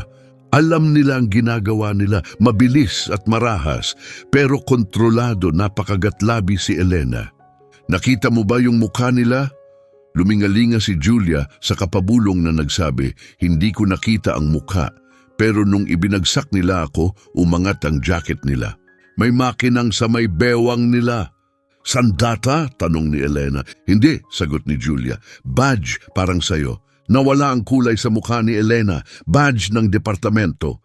Isa sa kapulisan ang may kagagawan. Isang taong kasabay niyang naglalakad sa mga pasilyo araw-araw. "Kasalanan ko ito," mahina niyang sabi. "Ako ang nagdala sa'yo rito." "Tama na," sagot ni Julia. Hinawakan ang pulso niya ng mahigpit. "Patunay to sa lahat. May nabubulabog tayo." Natatakot sila. "Dapat lang," malamig na bulong ni Elena. "Dahil ngayon, ako naman ang hahabol sa kanila." "Mabuti," mahina ang sagot ni Julia habang bahagyang gumalaw, halatang nahihirapan. "Tapos na tayo?" "Hindi pa." "Ipagpangako mong ipagpapatuloy mo to." May lumitaw na nurse sa pintuan. Kailangan na niyang magpahinga. 5 minuto lang, pakiusap ni Julia. Nag-alinlangan ang nurse pero tumango rin. Nang silang dalawa na lang, naging seryoso ang tingin ni Julia. "Yung memo, nasayo pa ba?" "Nakalock sa mesa ko," sagot ni Elena. "Simulan ko na yung pagkopya ngayon." "Bilisan mo," giit ni Julia. Tudya, itinuro niya ang sarili. Ibig sabihin, desperado na sila. Hindi sila aatake ng mamamahayag kung hindi sila naiipit. Tumango si Elena. "Magpahinga ka." "Babalik ako bukas." "Mag-ingat ka," habol ni Julia habang palabas si Elena. "Alam nila kung anong hawak natin." Punong-puno ng galit at takot ang biyahe pauwi. Hindi matigil ni Elena ang pag-iisip sa badge. Isa sa mga kasamahan, isang taong suot din ang parehong uniforme ang gumawa nito. Masakit ang pagtataksil. Pagdating sa driveway, kulay kahel na ang langit. Pero may kakaiba, parang may tensyon sa hangin. Nakalock pa rin ang pinto. Pero hindi iyon garantiya ng kaligtasan. Hinugot niya ang baril at dahan-dahang pumasok. Maayos ang sala, walang kakaiba sa kusina. Pero habang papalapit siya sa study, nanikip ang dibdib niya. Bahagyang bukas ang pinto na hindi niya kailanman iniiwan ng ganoon. Tinulak niya ito, magulo ang silid, nakakalat ang mga libro, nagkalat ang mga papel, at ang desk, lumang mesa ng kanyang ama, sira, nabuksan ang drawer, wasak ang kandado. Lumuhod si Elena agad natatakot sa maaaring katotohanan. Bukas ang lihim na kompartamento. Wala na. Nawala ang Manila envelope. Bumagsak siya sa upuan, parang sinuntok ng katotohanan. Ang ebidensyang susi, mga dokumentong pwedeng sumabog sa buong kaso, wala na. Naglaho, sumagi sa isip niya si Julia, bugbog at nasa ospital, pero nananatiling matatag. At ang mga taong nasaktan ng sabwatan, mga walang kamalay-malay na may lumalaban para sa kanila. Tumunog ang telepono, mensahe mula sa hindi kilalang numero. Sa susunod, hindi lang ang mamamahayag. Tinitigan ni Elena ang screen, nanginginig ang mga daliri sa galit. Akala ng nagpadala, matatakot siya. Nasapat na ang pagnanakaw ng mga file at pananakit kay Julia para umatras siya. Hindi nila alam kung sino ang kinakalaban nila. Tumawag siya sa siyam isang-isa para i-report ang pagnanakaw. Alam na ang kahihinatnan. Isang report lang, walang saysay, wala ring mangyayari. Itinayo ang sistema para protektahan ang sarili nito. Habang naghihintay ng mga pulis, nilingon ni Elena ang kalat sa study. Ang desk na minana pa sa ama, ngayon basag at wasak. Nakakalat sa sahig ang mga tala niya. Nanakaw nila ang memo, pero hindi ang paninindigan niya, hindi ang tapang ni Julia, hindi ang katotohanang nabunyag na. Kinabukasan, nakaupo siya sa mesa ng kusina, nakatitig sa dokumento mula sa Internal Affairs. Kremang papel, formal ang font, bawat linya ay parang suntok. Epektibo agad, suspindido sa tungkulin, iniimbestigahan. May paratang ng hindi angkop na asal, hindi tumigil sa pag-vibrate ang kanyang telepono. Sunod-sunod ang balita, pawang masama. Police Captain nagbunyag ng sabwatan. Suspindidong opisyal sa ilalim sa mental health review. Sigalot sa seguridad naging sanhi ng investigasyon sa loob ng departamento. Kinlik ni Elena ang isa, nanigas ang panga sa nabasa. Ayon sa mga mapagkakatiwalaang impormante, ang kilos ni Captain Rivas ay tila walang katinuan at dala ng pansariling bias. Ang labis niyang pagtutok sa diumano'y diskriminasyon sa Silvergate Center Mall ay nagdulot ng pag-aalala sa mga kasamahan. Kasinungalingan bulong niya sa baysara ng browser, pero huli na, gumagawa na sila ng kwento, galit, walang kontrol, isang babaeng nawawala sa sarili. Ang totoo niyang laban, ginagawang paninira ng pagkatao. Isa pang alert, text mula sa block number, sana mamatay ka, pulis. Hindi na bago. Marami na ang natanggap niya mula pa kagabi. May ilan na puno ng galit, ang iba payak pero marahas na pagbabanta. Tumayo si Elena at hinigpitan pa ang mga kurtina kahit maliwanag pa sa labas. Parang proteksyon ang dilim. 2 beses na niyang inikot ang buong apartment, sinuri kung may nakatagong surveillance, tinsek lahat ng pinto at bintana. Maaring sobra na yon. Pero pagkatapos ng kay Julia, pagkatapos ng pagnanakaw, patuloy sa pag-uugong ang TV sa likod niya. Isang anchor na halatang sanay na sa script ang nagsasalita tungkol sa kaso. Ang mga paratang ni Captain Rivas ay tila walang matibay na basehan, maaring dulot lamang ng personal na issue o hinanakit. Kinuha ni Elena ang remote at pinatay ang TV, nanginginig ang kamay. Mas gusto niya ang katahimikan. Nasa coffee table ang kanyang badge at service weapon, isinuko kaninang umaga gaya ng hinihingi ng protokol. 20 taon ng serbisyo na uwi sa malamig na metal. Napangiwi siya sa sakit ng nakita, tumunog ang telepono, ang kapatid niya. Hinayaan niyang tuloy-tuloy lang ang pagring. Ano bang sasabihin niya, na ayos lang siya? Na kontrolado pa rin niya ang lahat, wala siyang masabi, parang papel na tuyo sa lalamunan ang mga salita. Naglakad-lakad siya sa apartment, pakiramdam ay parang nakakulong. Lumiliit ang bawat sulok, bawat tunog ikinagugulat niya. May helicopter sa itaas, simula pa madaling araw, paikot-ikot na ito. Umaasang masilayan ang kapitan na ngayon ay pinaparatangang may diferensya. Nananatiling nakayuko si Elena kahit sarado ang mga kurtina. Tumunog ang laptop, mas maraming email mula sa Union bilang tugon sa mga kaganapan. Mula sa kanyang supervisor ni hindi sapat ang salitang disappointed. Mula sa hindi kilala, dapat na nahimik ka na lang. Mariin niyang isinara ang laptop, nanunubig ang mga mata. May luhang gustong pumatak pero hindi niya hinayaang lumabas. Pagkatapos tumunog ang doorbell. Napatigil siya. Dahan-dahan siyang lumapit at sumilip sa peephole. Napatigil ang paghinga niya. Si Sofia, backpack sa isang balikat, nakatayo sa hallway. Agad binuksan ni Elena ang pinto at hinila siya papasok. Sofia, anong ginagawa mo rito? Dapat nasa eskwela ka. Half day, sagot ni Sofia sabay bitaw ng bag. Tapos tahimik siyang yumakap ng mahigpit. Kailangan kitang makita. Nagulat si Elena sa yakap pero kalaunan ay binitiwan ang tensyon at yumakap pabalik. Hindi niya namalayang sabik pala siya sa isang yakap mula sa taong hindi siya tinitingnang kahiya-hiya o pabigat. Isang haplos mula sa taong naniniwala pa rin sa kanya. Si Mama sobrang nag-aalala, sabi ni Sofia, ayaw pa ring bumitaw. Tinatawagan kanya lagi. Alam ko, sagot ni Elena, dahan-dahang humiwalay at tinitigan ng pamangkin. Wala lang talaga sa loob ko ngayon, parang imposible magsalita sa dami ng nangyayari. Ibig mong sabihin, lahat ng kasinungalingang ikinakalat nila? Tumalim ang tingin ni Sofia, galit na. Alam naming hindi totoo yon, Auntie D. Lahat ng tao sa school, pinag-uusapan to. Kinuha niya ang phone at mabilis na nag-type. Tingnan mo to. Nag-load ang isang video, yung footage mula sa mall. Napapikit si Elena, ayaw na sanang balikan. Pero hindi siya pinayagan ni Sofia na umiwas. Sandali lang, tingnan mo yung views. Napamulagat siya sa nakita. Lagpas 5 milyon. Sunod-sunod ang komento sa screen. Ito ang tunay na diskriminasyon. Bayani siya sa paninindigan. Suportado namin si Captain Rivas. Hindi lang yung video, sabi ni Sofia, nagniningning ang mga mata. Nagkukwento na rin ang mga tao tungkol kina Navarro, tungkol sa ginagawa ng security sa kanila, tungkol sa lahat ng katiwalian. Ikaw ang nagsimula. Dahan-dahang naupo si Elena sa sofa, mabilis ang tibok ng puso.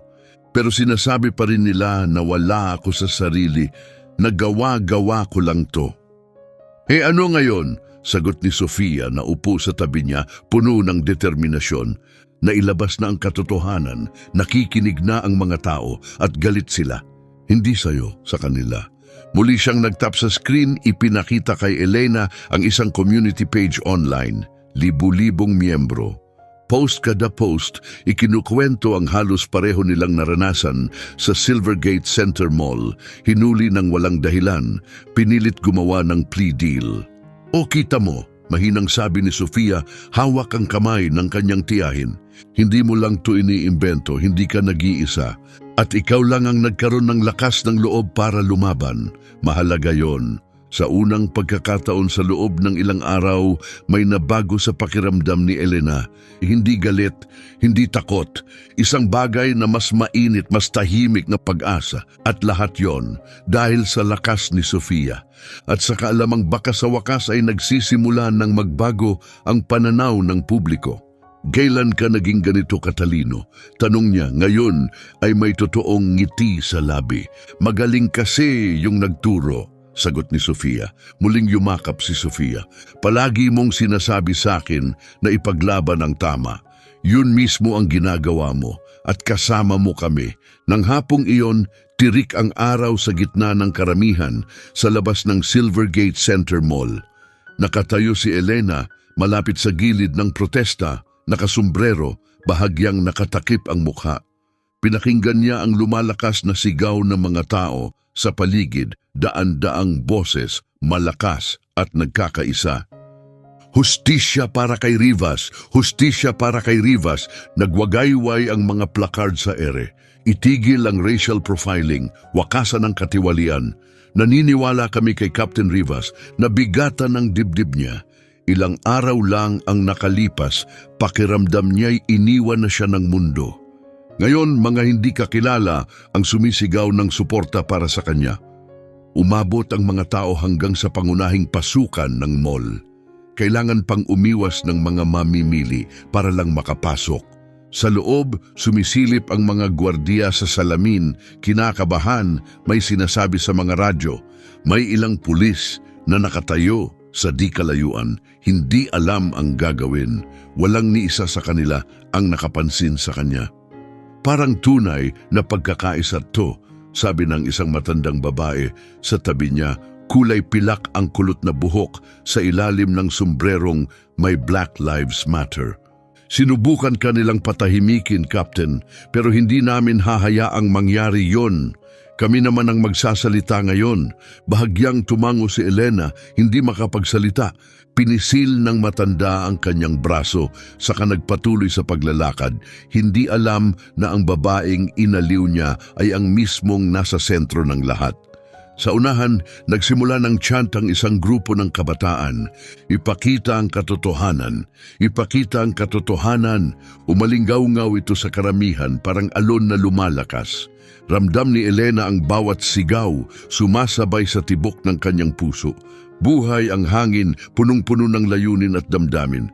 Pagkatapos, may narinig siyang tinig sa likuran. Captain Rivas? Lumingon si Elena.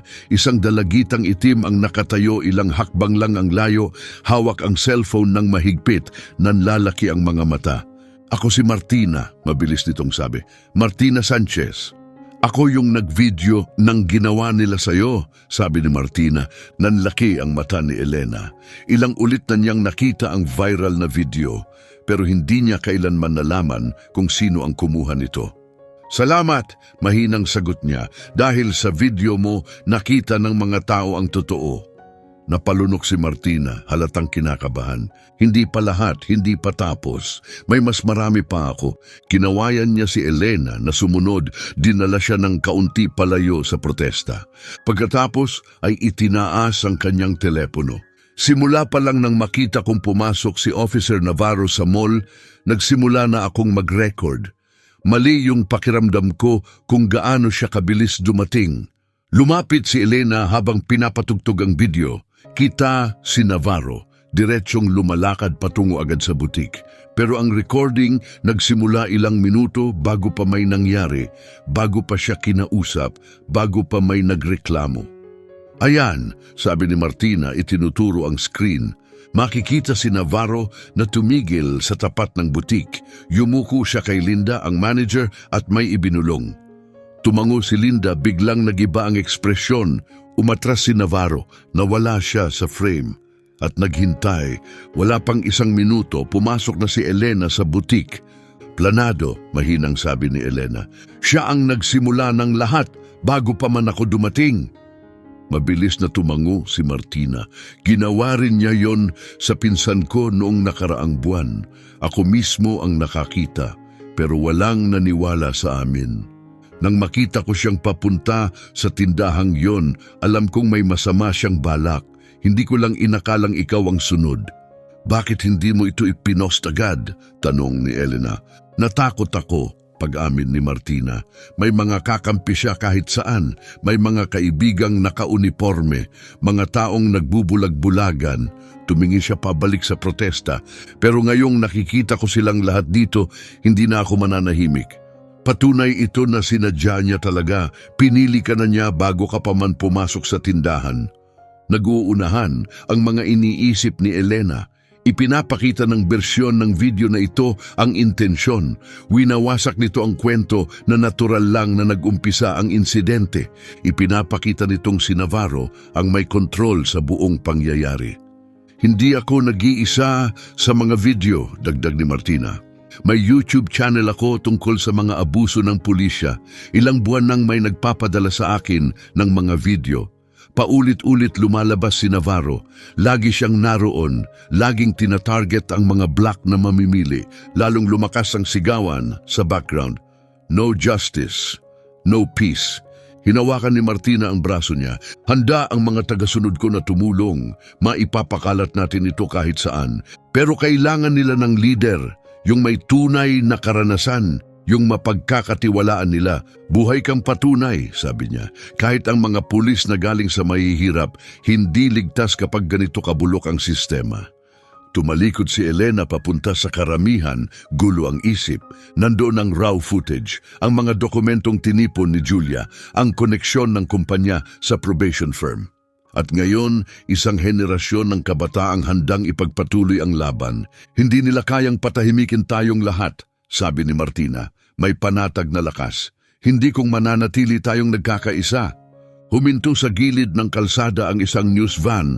Bumaba ang isang reporter at cameraman. Mabilis na inihanda ang kagamitan nila. Sumugod ang mga tao. Sabik magsalita, sabik makita. Pinanood ni Elena, mabilis ang tibok ng puso. Kumpleto na siya. Hindi lang ebidensya, kundi patunay. Hindi lang mga kwento, kundi mga saksi. At hindi lang layunin, kundi isang kilusan na nasa likod niya. Lalong lumakas ang sigawan. Ano ang gusto natin? Hustisya. Kailan natin ito gusto? Ngayon na, nagmamatiyag ang security sa loob ng mall, halatang balisa. May dumating pang mga pulis at nagsimulang bumuo ng harang sa pagitan ng mga nagpoprotesta at gusali. Itinaas ni Martina ang cellphone niya, handa nang i-post ang buong video. Anong gagawin natin, Kapitan? Tanong niya. Tumindig ng tuwid si Elena, itinuwid ang likod, inigting ang panga. Nandoon na ang katotohanan, nakarecord na saksihan, hindi mapapasinungalingan. Ang kailangan na lang ay tamang sandali at tamang tinig. Dapat itong maging sandaling napakalaki, napakapubliko na hindi na nila kayang itago kailanman. Sa loob ng recovery ward ng Metro General, malinaw ang mga aninong nililikha ng fluorescent light sa namamagang mukha ni Julia. Nakahiga siya sa hospital bed, nakataas at balot sa cast ang kaliwang braso. Pero nagniningas pa rin ang matigas niyang titig, iyong titig na kilalang kilala ni Elena. Dapat natutulog ka, sabi ni Elena habang naupo sa tabi niya. Pero kahit habang umuugong pa sa alaala ni Julia ang mga sigawan sa labas ng Silvergate Center Mall, umayos na siya ng upo kahit nasasaktan. Pwede na ang tulog mamaya, hindi kapag ganito kabigat ang hawak ko ngayon, bulong niya. Tumingin siya sa hallway para siguraduhing walang nakikinig, saka binaba ang boses. Naalala mo nung sinabi kong may badge ang lalaking umatake sa akin? Dahan-dahang tumango si Elena, lumapit pa ng bahagya. Di nagkamali siya. Mabilis na dumaan ang bahid ng tagumpay sa mukha ni Julia. Nahulog ang telepono ko habang inaatake niya ako. Kinuha niya, siguro akala niya nagre-record ako. Pero ang hindi niya alam, sabi niya habang kinukuha ang laptop, may proteksyon akong nakaset up. Anong klaseng proteksyon? Tanong ni Elena. Reporter ako sa taong 2024, sagot ni Julia, may tuyong ngiti. Akala mo ba wala akong automatic backups? Binuksan niya ang isang folder sa screen. Noong binuksan niya ang phone, agad nag-activate ang cloud system ko. Kinopya lahat. Nag-click siya, kasama pati data niya. Lahat ng laman ng telepono niya. Napakurap si Elena. Napasok mo ang phone ng pulis? Sa totoo lang, siya ang nagbigay ng access, kibit balikat ni Julia. Nag-connect ang device niya sa akin. Siya mismo ang nagbukas ng pinto. At hulaan mo kung kaninong phone yon. Ipinaharap niya ang screen kay Elena. Si Officer James Martinez, partner ni Navarro. Nakatitig si Elena sa screen. Mga row ng spreadsheet, mga financial log, mga email thread. Nag-scroll siya, nanginginig na ang mga kamay. Nandito lahat, matatagang tinig ni Julia. Lahat ng bayad mula sa parent company ng mall papunta sa New Horizon Supervision Services. Lahat ng lagay sa mga opisyal ng lungsod na pumirma sa kontrata. Tingnan mo ang mga petsa, tugma sa biglaang pagdami ng mga inaaresto. Nag-click si Elena sa isang email exchange. Nag-uusap sina Navarro at Ricardo Valdez, CEO ng mall, tungkol sa target ng mga pag-aresto at demographics na parang bahagi lang ng business plan. Sa isa pang thread, makikita si Judge Ortega na siyang humawak ng karamihan sa mga kaso, nakikipagkwentuhan lang sa kanila tungkol sa pagpapaikli ng plea deals. Ni hindi man lang nila tinangkang takpan, bulong ni Elena. Akalang walang makakakita. Meron pa, sabi ni Julia habang binubuksan ng isa pang dokumento. Pamilyar ba sa'yo? Napasimangot si Elena tapos biglang lumalim ang hinga. Yung memo mula sa desk ko. Nandito, kumpirma ni Julia na nasa inbox ni Martinez. Siya ang pumasok sa bahay mo. Malamang inutusan ni Navarro. Biglang nagsimulang mag-click lahat. Kaya kanila pinuntirya, sabi ni Elena. Alam nilang masyado ka nang malapit. At ngayon, may ebidensya na tayong nagpapakitang mas malaki pa ito kaysa sa simpleng racial profiling. Ito ay sistematikong pang-aabuso para sa kita. Tumango si Julia, mas lumalakas ang boses. Pero kailangan natin ng tamang oras para ilabas ito sa lugar na hindi nila kayang harangin ang kwento o baluktutin ang katotohanan. Hinugot ni Elena ang cellphone, nag-scroll. Yung City Council meeting, Huwebes ng gabi, bukas ito sa publiko. Hindi nila tayo mapipigilang magsalita. Umayos si Julia sa pagkakahiga kahit masakit at lagi namang may media sa mga meeting na yan. Bukod pa roon, kalahati ng mga taong binanggit sa emails nandoon mismo. Susubukan nilang patahimikin tayo, babala ni Elena. Hindi kung magiging matalino tayo, sagot ni Julia, buhay na buhay ang pagiging mamamahayag. Ilabas natin ang raw video ng pag-aresto mo 1 oras bago ang meeting. Hayaan nating ang publiko ang unang mag-react, tapos ikaw ang magsalita. At kapag inilatag mo na ang daloy ng pera, hindi nila kayang patahimikin ka, lalo na't nakatutok ang lahat ng kamera. Kaya na niyang isipin ni Elena ang harapang komprontasyon, si Navarro, ang konseho, ang pamunuan ng mall, lahat ng nagtangkang sirain siya. Kailangan nating ayusin lahat, sabi niya, yung video, yung daloy ng pera, mga pahayag ng mga saksi. Nagsimula na ako, sagot ni Julia habang binubuksan ang isang presentation sa laptop niya. Kailangan na lang nating tapusin ang statement mo. Magsisimula tayo sa kwento mo kung anong nangyari sa iyo, tapos palawakin, ipakita ang mas malaking pattern at tapusin sa ebidensyang pinansyal. Ginugol nila ang sumunod na oras sa matinding pagpaplano.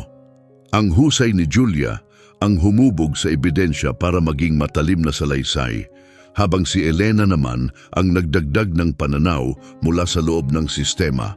Binanggit ang mga pulisiya, paglabag at kung paano ginamit ang batas sa maling paraan. Nang huminto sila sandali, tahimik na tumingin si Elena kay Julia. Alam mong darating ito, di ba? Lalabanan pa nila tayo ng mas matindi, lalo na ikaw. Umabot na sila sa karahasan, sabi ni Elena. Marahang hinaplos ni Julia ang pasa sa mukha niya. Hayaan mo sila. Bawat suntok ay patunay lang na tama tayo. Mababakas ang hamon sa mukha niya at saka, dagdag niya, pilit ngumiti. May kakampi na akong police captain ngayon. Marahang pinisil ni Elena ang kamay niya. Subukang magpahinga. Maglalagay ako ng 2 mapagkakatiwalaang opisyal sa labas ng kwarto mo ngayong gabi. Kinagabihan, nakatayo si Elena sa harap ng salamin sa banyo. Hawak ang mga index cards na masinsinang pinaghirapan. Mabigat ang laman ng talumpating binuo nila. Hindi lang sa mga salita, kundi sa kahulugan nito. Pinagmasdan niya ang sarili. Ang pagod sa ilalim ng kanyang mga mata, ang tensyong nakaukit sa gilid ng labi. Pero may lakas din sa mga mata niya, isang tahimik na apoy. Ako si Captain Elena Rivas, ensayo niya matatag ang tinig. 2 linggo na ang nakalipas mula nang ako'y maling inaresto habang namimili sa Silvergate Center Mall. Pero hindi lang ito tungkol sa insidenteng yun. Tungkol ito sa mas malawak na sistema, isang sistemang dinisenyo para ikulong at samantalahin ang ating komunidad. Huminto siya. Umalingaw-ngaw pa rin sa isip niya ang mga sigaw mula sa protesta. Naalala niya si Martina, punong-puno ng tapang. Si Julia, patuloy na lumalaban kahit nasa kama ng ospital. Ramdam niya ang tiwala ng mga ito na nakaatang sa balikat niya. Dito na ito magtatapos, bulong niya sa refleksyon. Lahat ng ito. Inilatag niya ang isusuot para sa Huwebes ng gabi. Ang pinakamatikas niyang blazer. tailored na slacks, malinis, kintab na sapatos. At ang badge bilang kapitan, matagal nang nakatabi simula nang siya'y masuspinde, nasa ibabaw ng tokador. Dinampot niya ito, dama ang malamig at pamilyar nitong bigat sa palad. Lahat ay magtatapos sa gabing iyon. Kompleto ang ebidensya, naroon ang mga saksi, malapit na ang sandali. Ang kailangan lang ay ang magsalita ng totoo, malinaw, harapan. Bumalik siya sa salamin, itinaas ang baba at muling sinabi, mas malakas ngayon, ako si Captain Elena Rivas. Sa loob ng City Hall, kumakalansing ang mga marmol na sahig sa dami ng gumagalaw at mahihinang bulungan. Ang mga reporter ay nagtipon malapit sa pinto ng council chamber, inaayos ang mga kagamitan at naghahanda para sa broadcast. Sa loob, punong-puno ang bawat upuan. May mga nakapwesto sa gilid. Ang ilan ay nakatayo sa likuran, dikit-dikit sa mga pinto. Huminto si Elena sa bungad, mabilis ang tibok ng puso. Mabigat ang hawak niyang folder ng mga dokumento. Pinagmasdan niya ang karamihan at nakita si Julia sa bandang likuran, nakabalot sa cast ang braso pero matuwid ang upo. Malapit si Martina, nakatutok na ang phone para mag-record. Marami ang may suot na kamisetang may nakasulat na Justice for Rivas. Walang agad nakapansin kay Elena, nakasibilyan, at ang badge ay nakatago sa loob ng jacket. Sa harapan, nakarelax si Officer Navarro. Sa upuan, nagtatawanan kasama si Ricardo Valdez, CEO ng mall. Ang yabang ng kilos nila ay nagpapakulo sa sikmura ni Elena. Sa gitna ng council bench, nakaupo si Mayor Thompson, pawis na pawis habang pasulyap-sulyap sa cellphone at sa punong silid. Hindi mapakali ang ibang miyembro, halatang may inaasahang malaki. Sumali si Elena sa pila ng mga mamamayang nais magsalita, 3 minuto bawat isa. Panay ang tingin niya sa oras, malapit nang mag-live ang video, pagkatapos kumalat ang isang alon ng reaksyon sa buong silid, isang sabayang pagkabigla. Nagsiilawan ang mga telepono, mga buntong hininga, nagtuturuhan ang mga tao sa kani-kanilang screen. Naputol ang salita ni Navarro. Nawala ang ngiti niya habang lumilingon sa paligid. Nailabas na sa publiko ang hindi pinutol na video. Nagpaubo si Mayor Thompson. Susunod na tagapagsalita, pakiusap. Humakbang si Elena, napalingon ang lahat, ang mga bulungan ay naging alon ng ingay. Umayos si Navarro sa upuan, wala na ang kanyang ngiti. Ako si Captain Elena Rivas. Aniya, malinaw at matatag ang tinig. 2 linggo na ang nakalipas mula nang ako'y iligal na inaresto sa Silvergate Center Mall. Pero higit pa ito sa akin, binuksan niya ang folder at inilatag ang mga papel sa podium. Tungkol ito sa sistematikong operasyon na tinatarget ang mga mahihirap, ikinukulong sila sa legal na bitag at ginagawang negosyo ang kanilang pagdurusa. Nag-echo ang mga buntong hininga at bulungan sa chamber. May mga pumikit ng kamera. May mga internal na komunikasyon ako rito mula sa mga executive ng mall at mga opisyal kung saan pinag-uusapan nila ang mga target ng pag-aresto at lahi. Itinaas niya ang isang papel. Patunay ito na may quota sila. Isa pa, ito naman ang nagpapakita ng mga paglilipat ng pondo mula sa korporasyon ng mall papunta sa isang pribadong kumpanya ng probation, ang New Horizons Supervision Services. Sa unang hanay, panik na nagtatype si Valdez sa telepono. Yumuko si Mayor Thompson at sinubukang patigilin siya. Captain Rivas, ang forum na ito ay para sa opinyon ng komunidad, hindi para sa personal na paratang. Hindi ito paratang, tugon ni Elena, mas malakas ang boses. Ito ay mga katotohanan, dokumentado, napatunayan, kasama ang mga mensahe sa pagitan ni na Officer Eric Navarro at Judge Samuel Ortega kung saan pinag-uusapan nila kung paano pabilisin ang guilty pleas. Tumingin siya ng diretso sa mata ni Navarro. Ito ang parehong Officer Navarro na umaresto sa akin sa gawa-gawang kaso, na pagkatapos ay nagsumit ng pekeng ulat na inatake ko raw siya. Namula ang mukha ni Navarro. Bigla siyang tumayo, galit na galit. Pero bago pa siya makapagsalita, hinawakan siya sa braso ni Mendoza, pabulong na may sinabing importante. Simula nang simulan kong imbestigahan ang sabwatan na ito, patuloy ni Elena, ako'y sinuspinde. At nang may mamamahayag na nagtangkang tumulong, siya'y inatake ng isang pulis. Hinugot niya ang isang USB drive mula sa bulsa at tinaas. Pero nagkamali sila. Ang opisyal na sangkot ay nag-connect sa kanyang phone at dahil doon na-upload ang sapat na ebidensya para gibain ang buong operasyon na ito. Ngayon nakafocus ang buong silid, nakaangat ang mga phone, naka-live stream, nagniningning ang mga screen habang nag-u-update ang mga tao sa real time. Sinira ng sistemang ito ang napakaraming buhay, sabi ni Elena, matatag ang tinig. Daang-daang katao ang pinilit na mag-plea deal, pinilit magbayad ng supervision fees na hindi nila kaya, binabantayan araw-araw, para lang lumobo ang kita ng isang pribadong kumpanya. Tiningnan niya ng diretso ang mga miyembro ng konseho. Napanood niyo na ang video. Simula pa lang yon. May mga pahayag ako mula sa mga biktima. May mga tala ako ng mga kickback sa mga empleyado ng lungsod. May dash. Sobra na yan! Sigaw ni Navarro, biglang tumayo.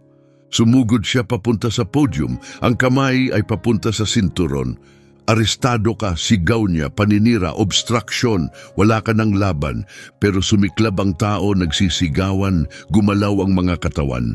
Bago pa siya makalapit, dalawang opisyal ang humarang sa kanya, sina Lynn at Rodriguez, kapwa galing sa presinto ni Elena. Umatras ka, Navarro, sabi ni Lynn, tumayo sa gitna ng aisle. Wala kang inaaresto ngayong gabi. Sinubukang sumugod ni Navarro, tumabi kayo, utos yan. Nanatiling nakatayo si Rodriguez, hindi ka na nagbibigay ng utos sa amin. Lalo pang dumami ang mga pulis na lumapit, bumuo ng harang sa harap ni Elena. Sumabog ang silid, sumisigaw ang mga tao, nagsisitayuan, nanginginig ang mga cellphone sa ere. Mula sa likod, may nagsimulang sumigaw, "Hustisya! Hustisya!" Kumalat ito na parang apoy, palakas ng palakas kada segundo. Umatras si Navarro, nanlalaki ang mga mata, nilalamon ng galit na bumalot sa buong silid. Si Valdez, ang executive ng mall, dahan-dahan nang gumagapang papunta sa side exit. Sa harap, todo hampas ng martilyo si Mayor Thompson, sumisigaw sa gitna ng kaguluhan pero wala nang nakaririnig sa kanya. Nilamon na ng sigawan ng lahat. Hustisya! Hustisya! Hustisya! Nanatiling matatag si Elena sa podium, napapaligiran ng mga kakamping na kauniforme. Pagkatapos ng lahat, ang suspensyon, banta, pagtataksil, ito ang sandaling tuluyang lumabas ang katotohanan. Nagkagulo ang buong silid, nagsisiksikan ang mga mamamahayag, nakausli ang mga mikropono na parang sandata. Ang mga flash ng kamera ay nagmistulang bagyong puting ilaw. Pero si Elena nakatayo pa rin, kalma, nakapako, matagal na niyang pasan ang bigat ng lahat. At ngayon, sa wakas, nasa harap na ng lahat. Sa gitna ng mga sigaw at nagkikislapang ilaw, isang matatag na tinig ang bumasag sa ingay. Si State Attorney Patricia Castaño bumangga sa karamihan. Matigas ang panga, malinaw ang mga mata. Nasa likod lang siya kanina, tahimik hanggang ngayon. Captain Rivas, tawag niya, kailangan ko ang lahat ng hawak mo, bawat dokumento. Sinimulang tipunin ni Elena ang mga papel sa podium, maingat, nakatutok. Mga tala mula sa phone ng umatake kay Julia, mga internal memo, mga pangalan. 2 linggong ubos lakas, lahat nasa isang folder. Nandito lahat, sabi niya habang inaabot ito. 3 taon na ang saklaw ng mga bayad. Mga shell company, offshore accounts at tingnan mo to, ang non-profit ni Judge Samuel Ortega, pinunduhan ng peking donasyon. Mabilis na binuklat ni Castaño ang mga file, unti-unting kumunot ang noo. Ang New Horizons Supervision Services ay pagmamay-ari ng bayaw ni Councilman Peters, dagdag ni Elena. Biglang natigilan si Castaño tapos tumango. Matibay ito. Hinugot niya ang cellphone, mabilis na nagtatype. Tatawagin ko ang team ko, ilak ang gusaling ito, walang lalabas. Patuloy pa rin sa paghamapa si Mayor Thompson ng kanyang gavel. Hindi na marinig ang kanyang mga salita sa ingay ng masa. Ilan sa mga miyembro ng konseho ay nakalusot na sa mga side exit. Ang iba naman nakaupo lang, maputla, tulala. Naglalakad-lakad si Navarro sa gilid ng silid na parang hayop na nasukol. Wala nang baril ang holster niya. Tahimik na kinuha ito ni Lynn kanina. Kumikibot ang mga daliri niya, wala nang magawa. Tumingin-tingin siya pero wala nang kakampi sa paligid. Puro kasinungalingan, sigaw ni Navarro, paos na ang tinig. Gawa-gawa lang lahat yan, sinisira niya ang lahat ng pinaghirapan natin. Pero masyadong mabilis ang kanyang sinabi, lahat ng pinaghirapan natin. Bumaling si Castaño sa kanya, matalim ang tingin. At ano bang naitayo mo, Officer Navarro? Bago pa siya makasagot, dumating pa ang mga state agent, kumikinang ang mga badge, may hawak na clipboard, mahinahong kumikilos. Isinara nila ang mga pinto, nagsimulang manggolekta ng mga cellphone, kumuha ng mga pangalan at tiyaking ligtas at kontrolado ang paligid. Sinubukan ni Ricardo Valdez na sumabay sa grupo malapit sa exit, pero isang investigador ang humarang sa kanya. Mr. Valdez, kailangan niyong manatili diyan. May nakaschedule akong meeting, sabi niya. Pilit itinatago ang kaba. Oh, sagot ng babae, walang emosyon. Kasama namin. Sa harap lumapit si Officer Rodriguez, may hawak na posas. Tinitigan niya si Navarro, doon na tuluyang nabasag ang lahat. Hindi niyo pwedeng gawin to, singal ni Navarro paos at desperado. Kasama niyo ko, 20 taon na akong naglilingkod. Talaga bang tatalikuran niyo ko para sa kanya? Hindi gumalaw ang mukha ni Rodriguez. Harap ka na lang, James. Huwag mo nang palalain. Sa isang sandali, parang magtatangkang lumaban si Navarro. Nanigas ang kanyang katawan, mabilis ang mga mata, nakuyom ang mga kamao, pero gaya ng biglaan nitong pagdating, agad ding naglaho ang galit. Bumagsak ang kanyang mga balikat, talo na. Habang isinasara ang posas sa kanyang mga pulso, tumingin siya kay Elena. Punong-puno ng puot ang kanyang titig. Hindi umiwas si Elena, tapos na siya sa pag-iwas, tapos na ang pananahimik. Sa upuan ng konseho, tumigil na si Mayor Thompson sa pagpalo ng martilyo. Tumayo siyang matigas, pilit binabawi ang kontrol. Bilang tugon sa mga seryosong pangyayaring ito, anya, nananawagan ako ng agarang, independenteng investigasyon. Nangangako ang lungsod ng buong pakikipagtulungan. Kontrolado na ito ng Estado, singit ni Castaño. Hindi opsyonal ang pakikipagtulungan mo, Ginong Mayor. Kailangan ito. Nag-iba na ang buong atmosfera. Patuloy pa rin ang pagre-record ng mga nagpoprotesta. Nagsasalita sa harap ng kamera ang mga mamamahayag mula sa bawat sulok ng silid. Lumabas na ang kwento sa bulwagan. Kumakalat na ito sa social media. Pinanood ni Elena habang inilalabas si Navarro na nakaposas. Kasunod si Mendoza, maputla at pinagpapawisan. Sumusunod ang ibang miyembro ng konseho, walang laman ang mga mukha. Gumalaw ang mga ahente ng Estado sa mga opisina, sinilyuhan ang mga silid, kinopya ang mga file, tinag ang ebidensya. Ang sistemang pilit na pinagbago ni Elena, ang sistemang minsan niyang pinaniwalaan, unti-unti nang gumuho sa kanyang harapan. Lumapit si Officer Lynn at mahinahong hinawakan ng kanyang braso. Captain, may tao sa labas. Gusto kanilang marinig. Tumango si Elena. Unti-unti nang humuhupa ang adrenaline.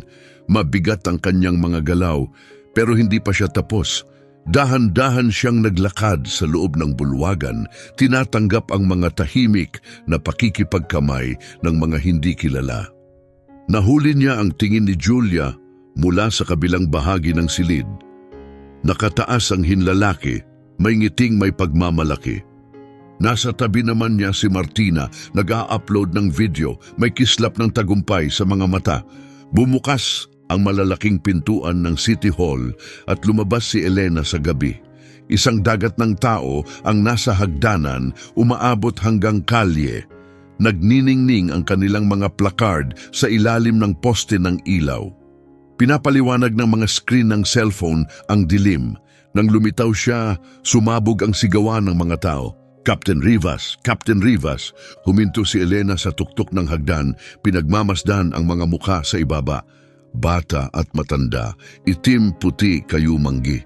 Nakatayo ng magkakatabi, may ilan na tahimik na umiiyak, may iba na magkayakap. May mga magulang na binuhat ang anak para mas makita siya. At sa kauna-unahang pagkakataon sa matagal na panahon, naramdaman ni Elena na gumaan ang bigat sa kanyang dibdib. Matagal niyang kinimkim ang katotohanan, pero hindi na ngayon. Binasag na ang katahimikan, nabunyag na ang mga kasinungalingan, paparating na ang hustisya, dumaan ang banayad na hangin sa gitna ng tao, at para sa kanya, parang kalayaan ito. 3 araw ang lumipas, at ang Silvergate Center Mall ay tila anino na lang ng dati nitong anyo. Sa halip na isang abalang Sabado, tahimik ito, walang galaw. Mga yabag na lang ang maririnig, imbes na mga usapan at musika sa background. May tape ng pulis na nakaharang sa ilang tindahan. Madilim ang mga bintana, nakaselyo, iniimbestigahan. Naglakad si Elena sa mga pasilyo na nakasuot ng buong uniforme, hindi para magpakitang gilas, kundi para makita. Hindi na siya nagtatago. Umuugong ang kanyang mga yabag sa tiles. Halos walang laman ang mga bukas na tindahan. Ang iba na may mga karatulang nakadikit sa salamin, pansamantalang sarado, isinusuri ang pagmamay-ari.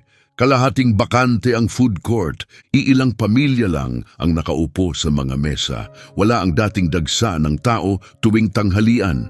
Pagkatapos ay may narinig siyang boses, isang batang ina na nagtutulak ng stroller ang tumingin sa kanya at ngumiti. Captain Rivas, sabi niya ng may init, salamat. Salamat sa lahat ng ginawa niyo, dagdag pa ng babae. Tumango si Elena, damang-dama ang sinseridad sa kanyang tinig. Mas maraming tao ang nakapansin sa kanya, dahan-dahang lumalapit. Isang matandang lalaki ang lumapit at mahinahong kinamayan siya. Nasangkot ang apo ko, mahinang sabi niya. Kinasuhan siya ng bagay na hindi niya ginawa noong 1 taon. Pinilit siyang pumayag sa kasunduan. Nire-review na ngayon ang kaso niya dahil sa'yo. Hinawakan ni Elena ang kanyang kamay. Natutuwa akong marinig yan. Iyan mismo ang dahilan kung bakit tayo lumaban. May maliit na grupo na nagsimulang sumunod sa kanya mula sa kaunting distansya. May mga marahang pumalakpak. Ang iba'y tumango o ngumiti ng may pasasalamat. Tumayo ng tuwid ang mga bagong security guard na hiniri matapos tanggalin ang lumang grupo at saludo habang siya'y dumaraan. Malapit sa Central Fountain, may grupo ng mga dalagitang tumatawa-tawa at pabulong na nag-uusap habang pasulyap-sulyap sa kanya. Isa sa kanila ang naglakas loob na lumapit. Captain, pwede po ba kaming magpa-picture kasama kayo? Mahiyain niyang tanong. Parang kayo na po yung idol namin ngayon. May ginawa pa po kaming buong project tungkol sa inyo sa civics class. Ngumiti si Elena at pumusik kasama nila. Nakakahawa ang kasiyahan nila. Sunod-sunod ang pagkuha ng litrato sa cellphone. Naalala niya nung siya'y kasing edad nila. Kung gaano kalakas ang dating kung noon pa lang ay may nakita na siyang tulad niya, tumatayo at nananalo.